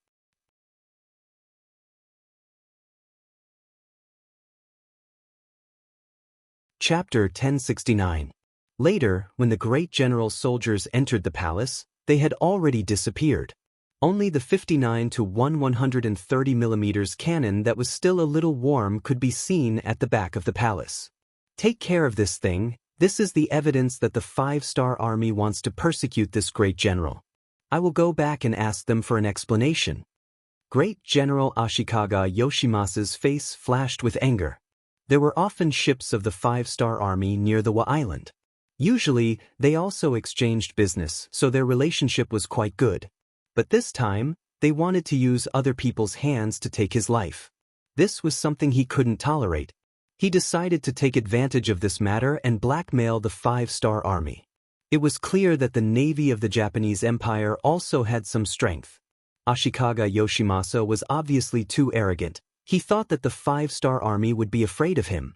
But he didn't know that at this moment, the 5-star army was mobilizing. The source of all the information came from the head of the security bureau in the Japanese Empire. He said that a civil war was imminent and that they should be prepared.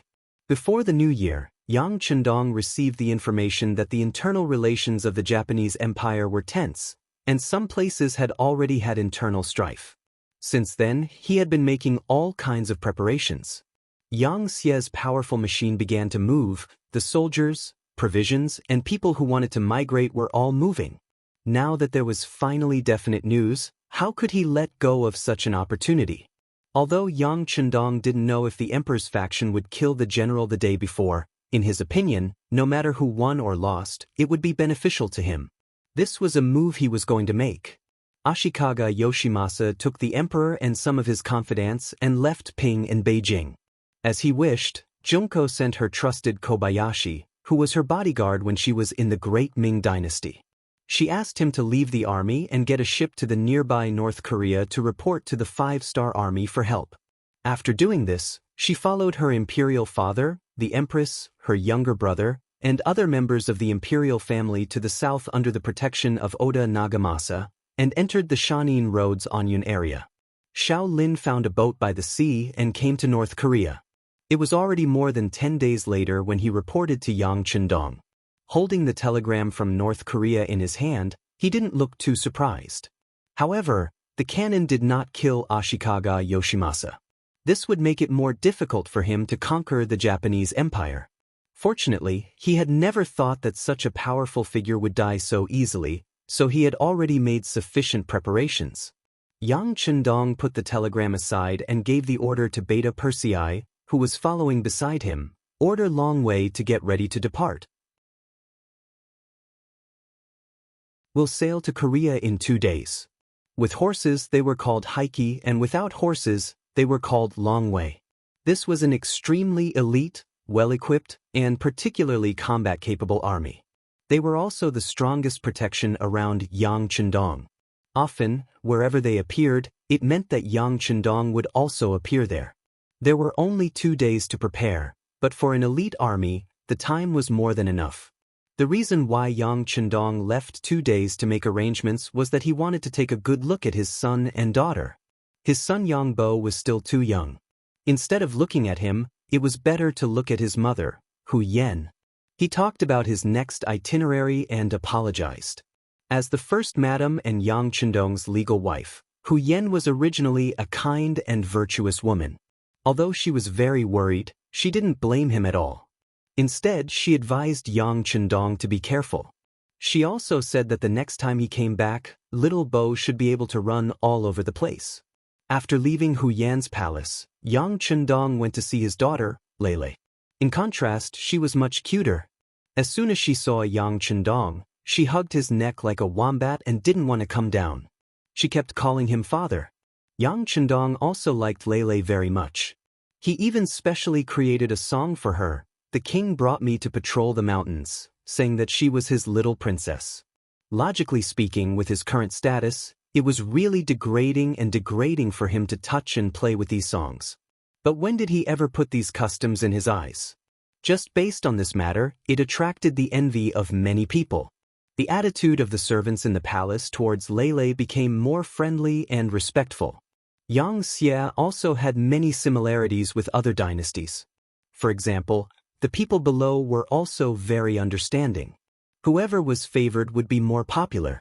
Fortunately, Yangchundong also treated the other madams very well. At least, he did his best to treat them equally. In addition, Hu Yen, as the legal wife of the princess consort, had no intention of suppressing any of her younger sisters. This allowed the palace to appear to be harmonious. Even if there were some disputes, no one would show it on the surface. Whether the backyard was stable or not was directly related to the situation on the front line. Seeing that the backyard was fine, 2 days later, Yangchundong took the last 1,000 long way to leave on the transport ship and went straight to North Korea. At this time, the Japanese Empire had already started a war, especially in the Anyang area. The army sent by the great general Ashikaga Yoshimasa had already fought with Oda Nagamasa's army. Ashikaga Yoshimasa's reason was dignified. He said that someone had kidnapped the royal family, and he came to rescue them. Oda Nagamasa was also not incompetent. He held the emperor hostage and ordered his vassals. He said that someone wanted to rebel, and he was protecting the emperor. He also asked others to do the same as him, to make their own efforts and contributions to protect the royal family and the emperor. Everyone said that they were right, and everyone said that they were righteous. The two groups of people fought together. The other forces of the Japanese Empire that received the news didn't intervene. If they rashly acted without seeing the result, it was very likely that they would become cannon fodder. No one who could become the leader of a force was a fool. When Yangchundong arrived in North Korea nearly 20 days later, the situation in the Japanese Empire was already very critical. From the feedback of the intelligence department, it was obvious that the great general's side had the advantage. He had always been in charge of the military and political power of the whole country. Oda Nagamasa was just one of the vassals. Naturally, their strength was not equal. It seemed that he couldn't hold on any longer. The governor of North Korea province, Zhang Yi, had already done the logistics work for the army. Some of the people who came here first were also properly settled by him. When the five-star army entered the territory of the Japanese Empire and stood firm, he would immediately send people to make sure that they occupied a place. This was to ensure that they didn't go back and forth and didn't cause extra trouble for the army. Yangchundong praised Governor Zhang Ye's work. Then he called a group of military generals and pointed at Tsushima Island in the Japanese Empire's terrain on the sand table. He said, "This will be our primary target. Commander Su, I will give this task to your army. Is there any problem?" "I promise to complete the task." The new army's commander, Su He, stood at attention and replied confidently, The new army was an army that had just been established. However, it had been more than a year since the establishment of the army. The personnel structure was already very complete, especially the commander, Su He, who was originally a general. Since he was captured by Yang Chendong, he had repeatedly made contributions to the army. Under the leadership of such a strong general, the combat power of the new army had been constantly improving. What they lacked now was actual combat experience. It was because of this that Yang Chendong transferred the new army to the front line this time. It was to give them a good opportunity to fight. In Yang Chendong's eyes, the Japanese Empire was not worthy of being called a big enemy. His real enemy was still the grassland. Su He took the position of the vanguard, which made the other division commanders envious. However, they were just envious. No one dared to disobey the orders of the sixth young master. Besides, the Japanese Empire was also one of the big countries. If they wanted to completely occupy this place, they would have to fight a lot of battles. Everyone was ready to fight. After the order was issued, 2 hours after the meeting, a large number of ships belonging to the 5-star army began to set off. They set off from Pusan, the southernmost part of North Korea, and went straight to Tsushima Island, which was hundreds of nautical miles away. Tsushima Island belonged to the West Hokkaido area of the Japanese Empire. The chief in charge of guarding this place was called Fukushima Nagashi. He had 20,000 soldiers and nearly 100 warships in his hands. It was a well-known force. Because they fought by the sea all year round, this army was very mobile. If they couldn't win, they could just board the ship and escape to the sea. With this, even the orders of the Supreme General Ashikaga Yoshimasa were not completely effective here. Fukushima Nagashi was also paying attention to the Battle of Anyun, but in his view, it was just an internal strife for benefits. To put it bluntly, it was a dog-eat-dog fight. No matter who won in the end, it had nothing to do with him. So during this period of time, his days were very leisurely, and he was just a good spectator watching the show. Suddenly, one day, a large number of naval forces flying the flag of the 5-star army appeared around Tsushima Island. As soon as they appeared, they surrounded the island in all directions, not leaving a single gap. This situation really scared the Fukushima chief, who had been on the battlefield for a long time. The ones surrounding the island were the C4 and C5 divisions responsible for transporting the new army soldiers. In their eyes, their navy would play a big role in attacking the Japanese Empire. Just like now, no matter who was the vanguard, in the end, the navy would be the first to act. Fire the cannons. The 2 Cold Front Division commanders gave the order almost at the same time. Hundreds of cannons installed in the ships were fired at the Japanese Empire's ships. There were less than 100 ships. Facing the attack of 2 elite Cold Front Division commanders, there was no way they could resist. As the ships of the Japanese Empire were sunk or hit, the remaining ships of the Japanese Empire quickly retreated, heading towards the depths of Tsushima Island. It's up to our new army now. Pass down the order, prepare to land. Su He said excitedly. He was afraid that the 2 Cold Front Division commanders would fire directly into the depths of Tsushima Island. If that happened, he wouldn't live up to his name as the vanguard. Fortunately, these people knew how to endure, and gave him the opportunity to attack.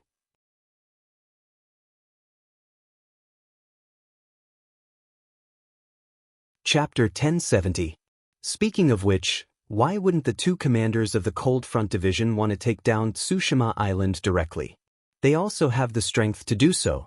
However, if the cannons were to fire, they would inevitably kill more people of the Japanese Empire. It wasn't that they couldn't bear to do so. This could be seen from the attitude of the 6th young master towards this place. It seemed like the 6th young master had some resentment towards this place.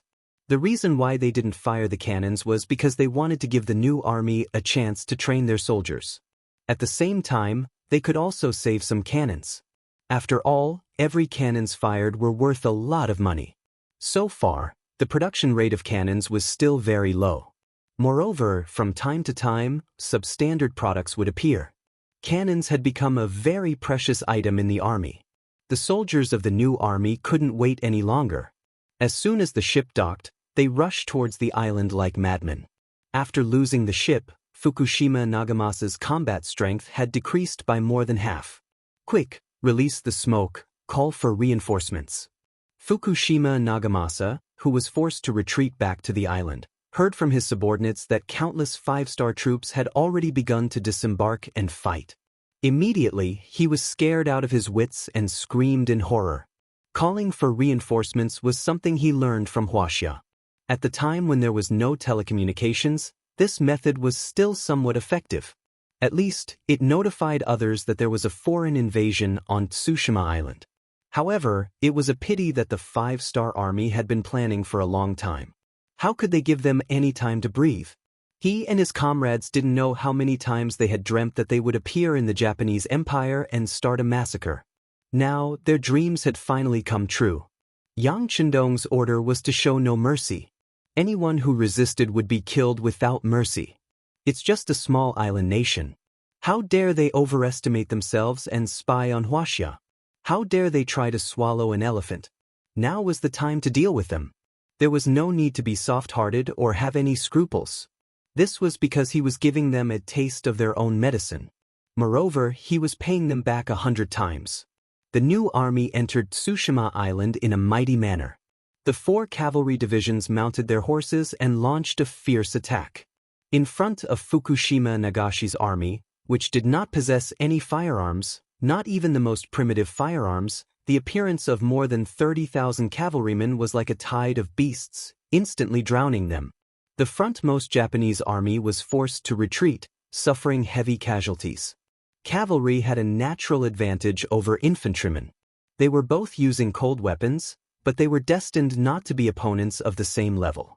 There would only be one result in this clash. The cavalry would slaughter in all directions, and the infantry would be defeated like a mountain. It was the first time for many of the new army soldiers to go to the battlefield, but each of them had undergone at least half a year of hard training before coming here. They had long memorized the things that they should pay attention to. Right now, they were just performing at the level that they had been training for. Facing the Japanese army that had no fighting spirit and only knew how to continuously retreat, even if they were a little flustered, they quickly got used to it. After all, it was the easiest to fight a battle where the wind was blowing. This was the reason why Yang Chendong sent the new army for the first battle.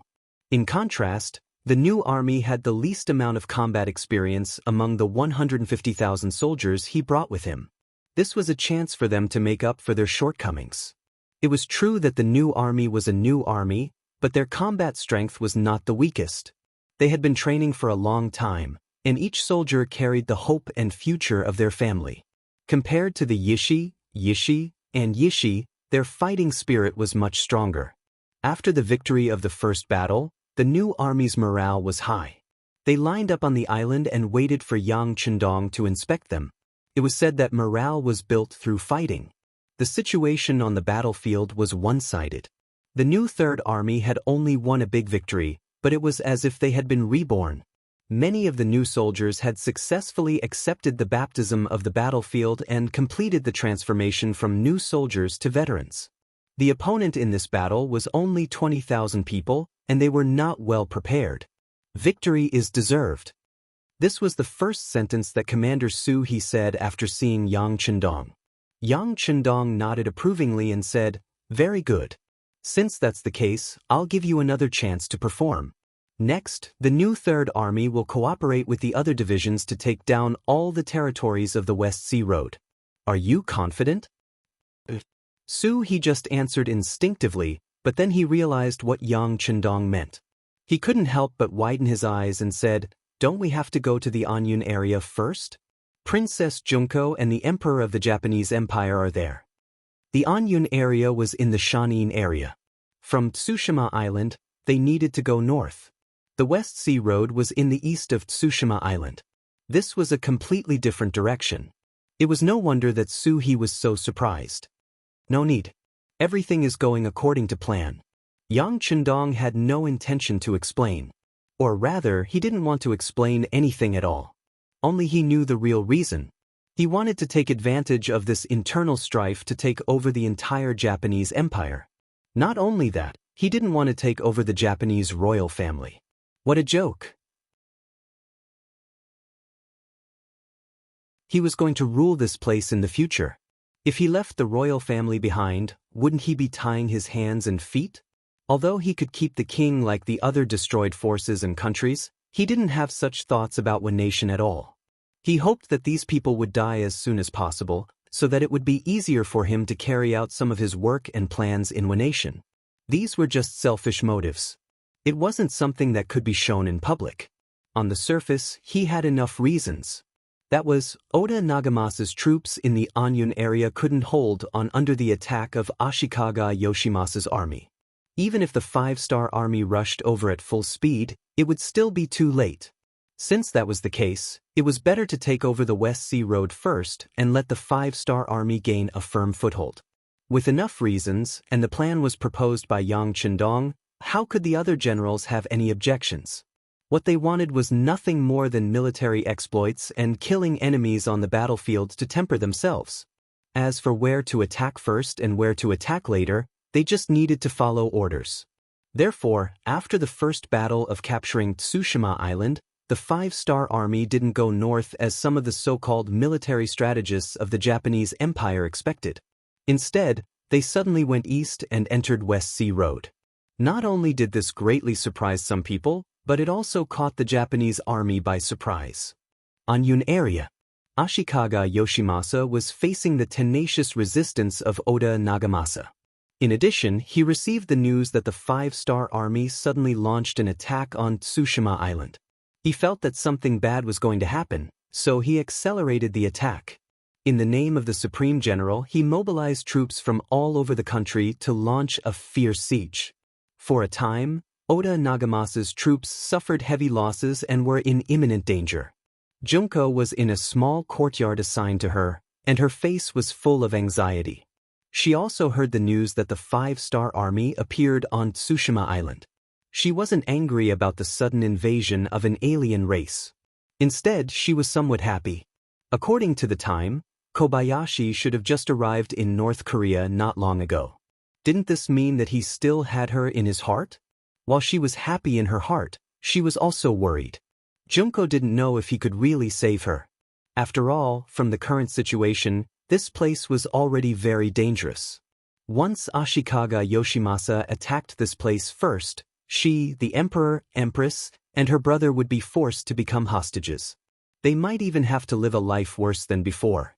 At that time, even if he wanted to attack, he should have some scruples. Junko had to say that she was thinking too much. You Japanese Empire people are holding your own emperor to threaten who? Yang Chendong is just an outsider. Why would he be afraid of such a threat? Once a woman fell in love, her IQ would also drop. Junko was like this. She optimistically thought that the 5-star army came to save her. While she was looking forward to it, another woman appeared beside her, temporarily breaking this unrealistic idea. Princess. The woman who appeared beside Junko was good-looking, especially with a very graceful figure. Yoshiko, why are you here? Junko looked at the woman who came to her side and asked with a smile. She knew this woman. Her name was Yoshiko, and she was a geisha in the royal family. With her good dancing and perfect figure, she attracted the emperor's interest. After being introduced to her, she was specially invited to the palace. Because they were about the same age, they quickly became familiar with each other. Many times, Junko even thought that she and Yoshiko had more in common, which also made the relationship between the two sides much closer. Usually, Yoshiko would find time to chat with Junko. Although one was a princess and the other was a geisha, the current royal family was so weak that there was no particularly obvious concept of hierarchy, so the two sides talked happily. Seeing Yoshiko appear, Junko thought that she was afraid and wanted to talk to her to reduce her fear. So after greeting her, Junko said with a smile, "Well, you don't have to worry. This princess tells you that the 5-star army is here, and I believe that it won't take long for them to arrive here. At that time, we will be safe." Seeing Junko's yearning look, Yoshiko interrupted her fantasy and said in fluent Japanese, "I'm afraid that the 5-star army won't be able to save the princess." "Wait, what are you saying?" Junko looked at the usually petite Yoshiko who suddenly said such words, and her tone was so confident. For a moment, Junko was stunned and asked as if she didn't know Yoshiko. I said that the 5-star army won't be able to save the princess. Yoshiko opened her mouth again. But this time, she didn't say it in Japanese, but in very standard Chinese. Junko's face was full of surprise, and she pointed at Yoshiko and said, How can you speak Chinese?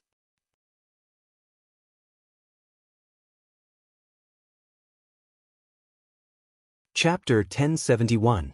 In the Japanese Empire, although it could be said that they were separated from the Han people, Qin Shi Huang sent Su Fu to bring 500 boys and girls to Japan, and that was how the Japanese Empire came to be.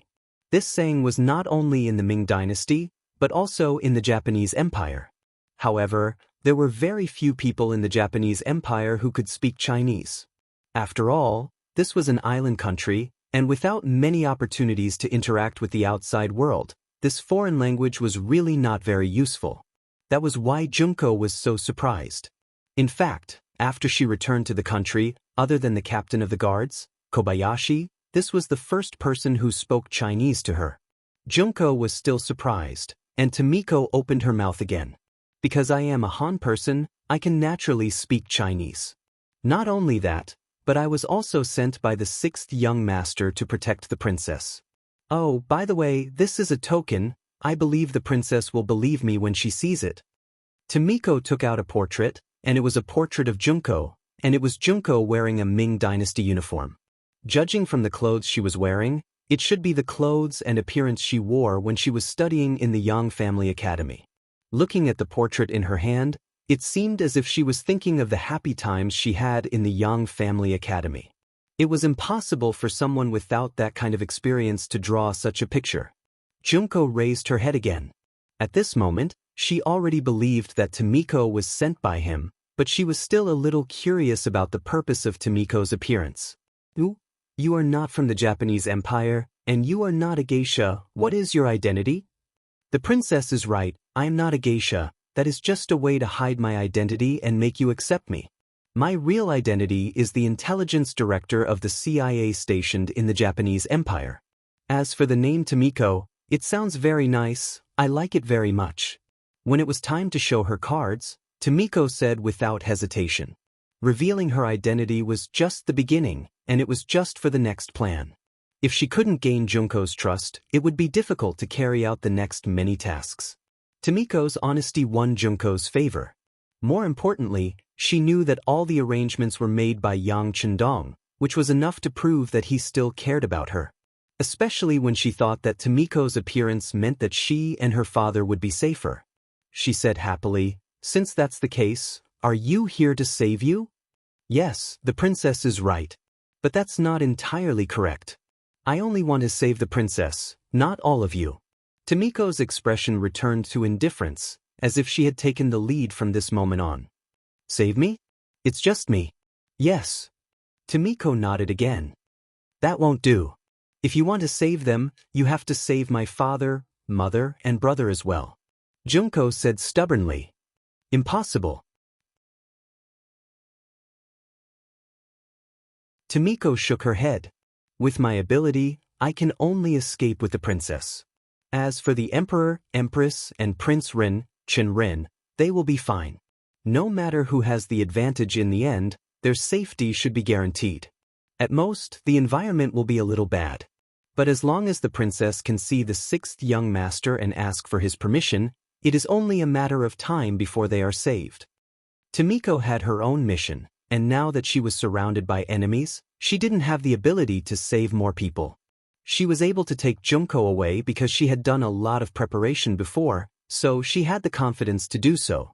Junko, who originally wanted to continue to refuse, fell into deep thought.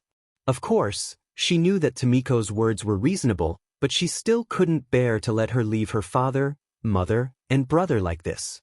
Princess, as long as you stay by the 6th young master's side and urge him all the time, it will be possible for the 5-star army to complete the rescue mission. Otherwise, without help, who do you think will be so active?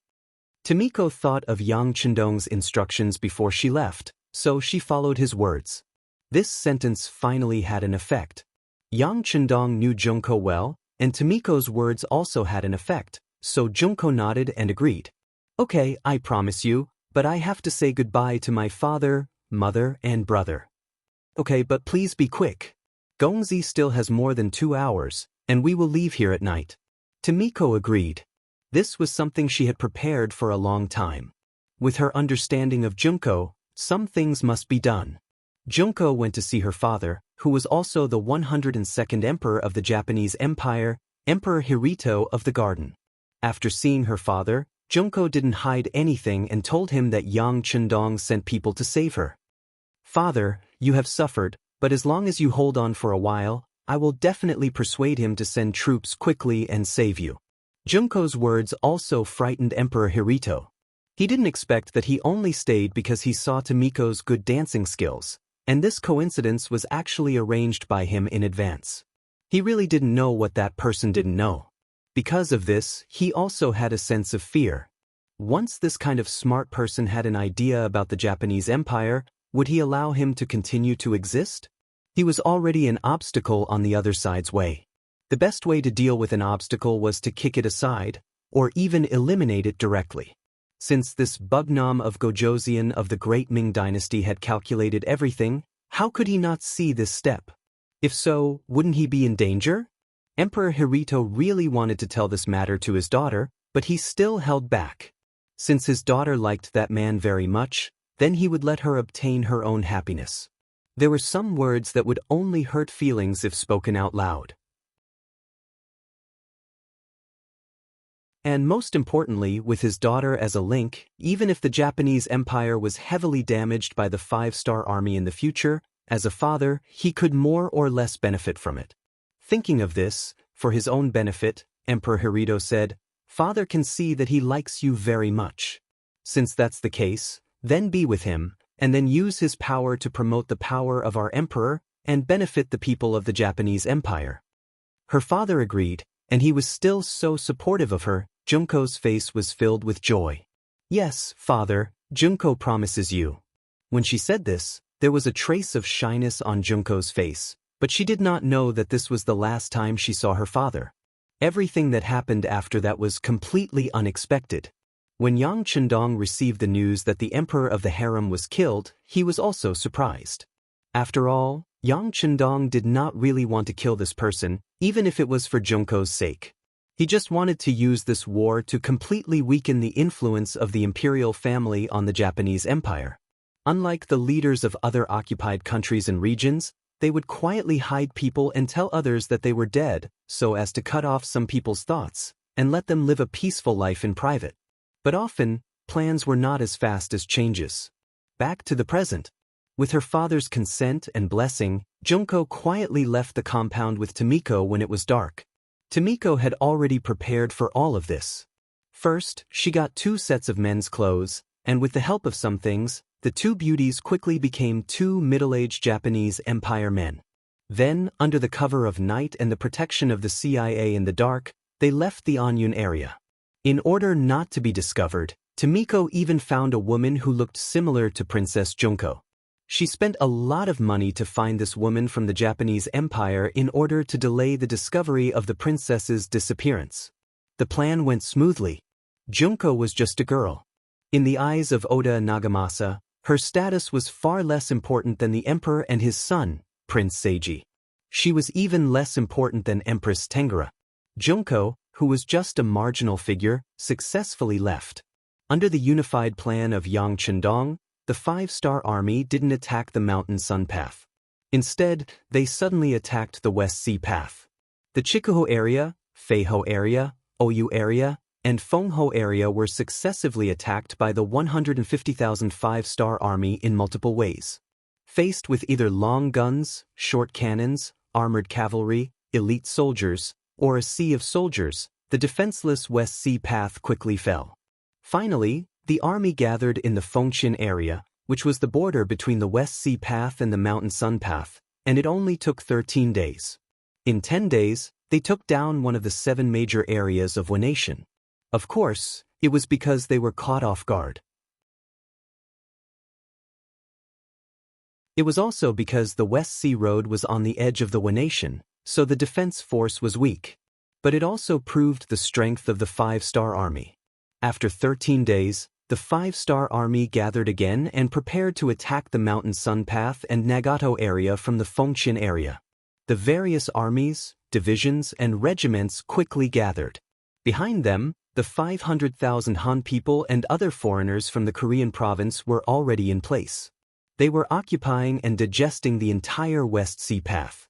At the same time, some of the Japanese Empire's citizens in the West Sea Path were also forced to board the Five-Star Army's transport ships. They were going to leave this place and go to other provinces under the Yangtze's control. For them, many of them might not be able to return to this place for the rest of their lives. The Five-Star Army obviously came prepared. However, the Japanese Empire's General Ashikaga Yoshimasa wasn't an idiot. After 13 days, under his fierce attack, Oda Nagamasa was finally defeated. He died and some of his soldiers were killed. Most of them surrendered and became captives. This included the emperor, his empress, and his son, Prince Naruhito. The only regret was that Junko was missing. They only found a girl who looked like her. But it was only a girl who went missing. For the Japanese Empire, who valued boys over girls, it wasn't a big deal.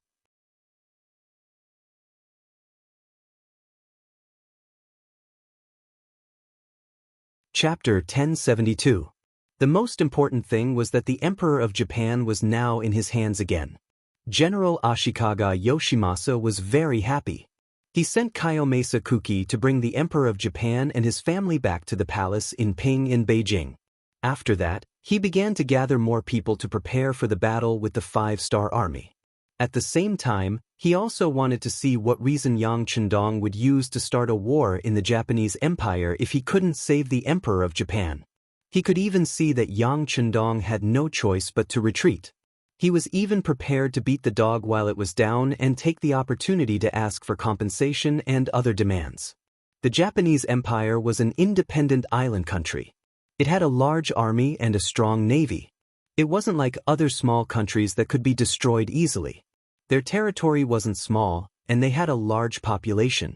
If they wanted to escape, they could hide anywhere in the ocean. Even if they couldn't win, they could still escape. They could find an opportunity to come back and take revenge.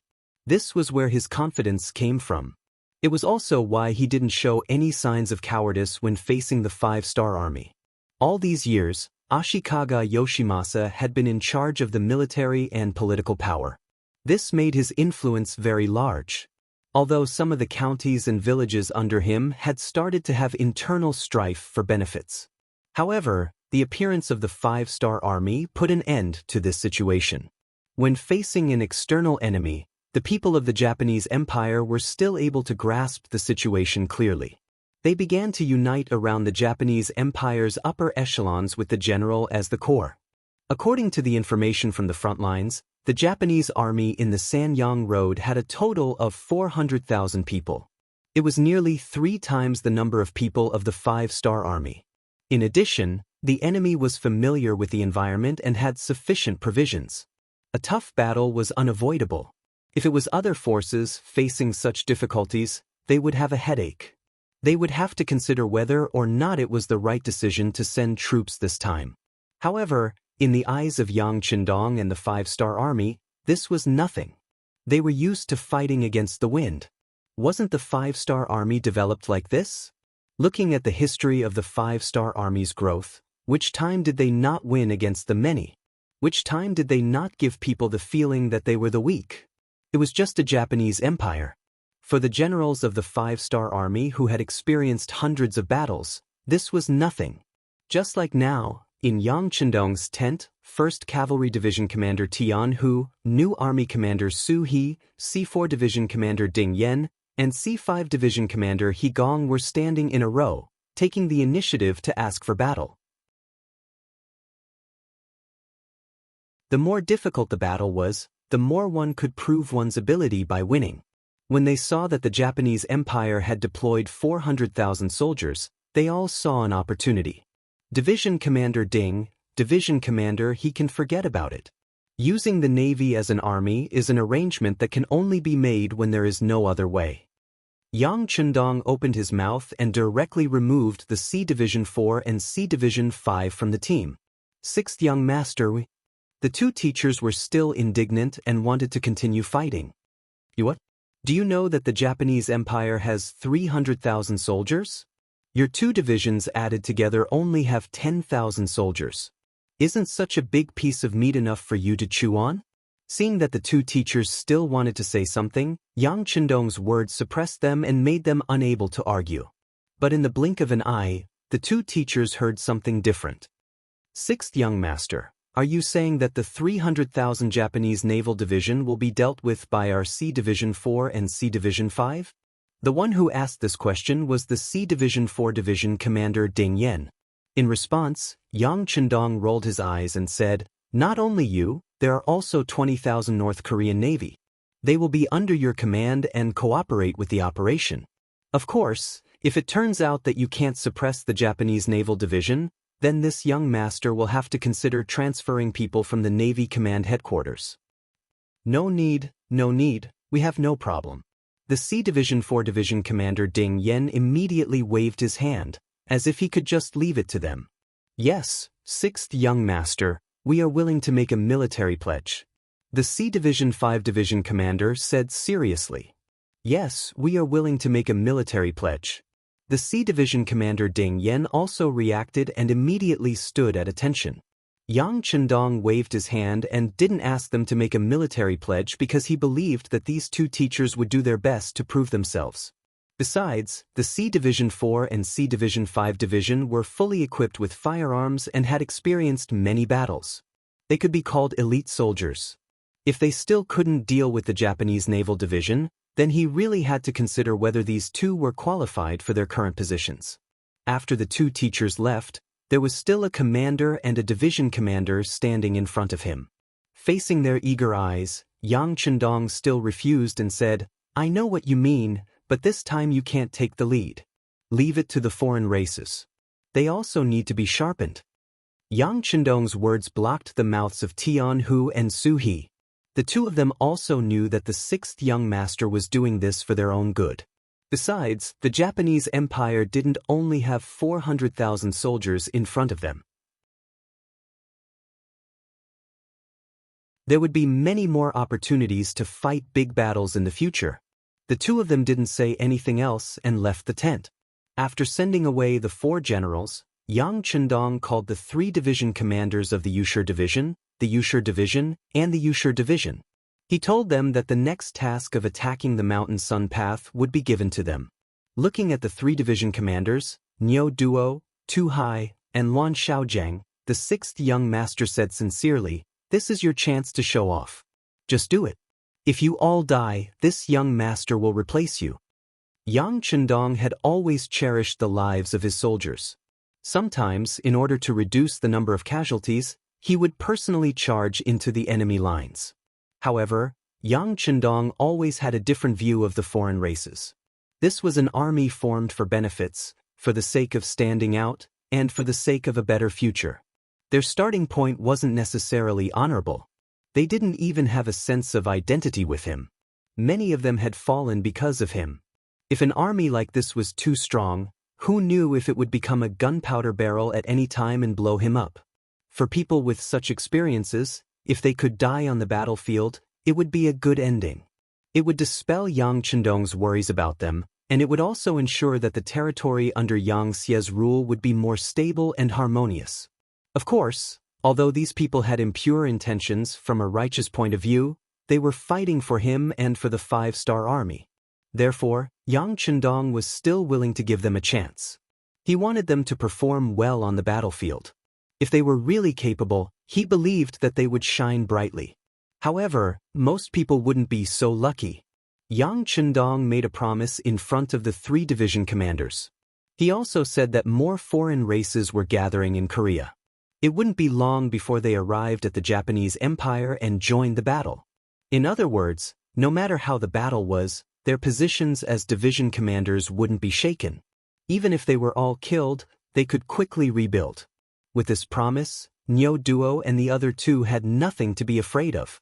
In front of Yang Chendong, they said that they would do their best to inflict more damage to the Japanese army and show that the five-star army wasn't afraid of death and hardships.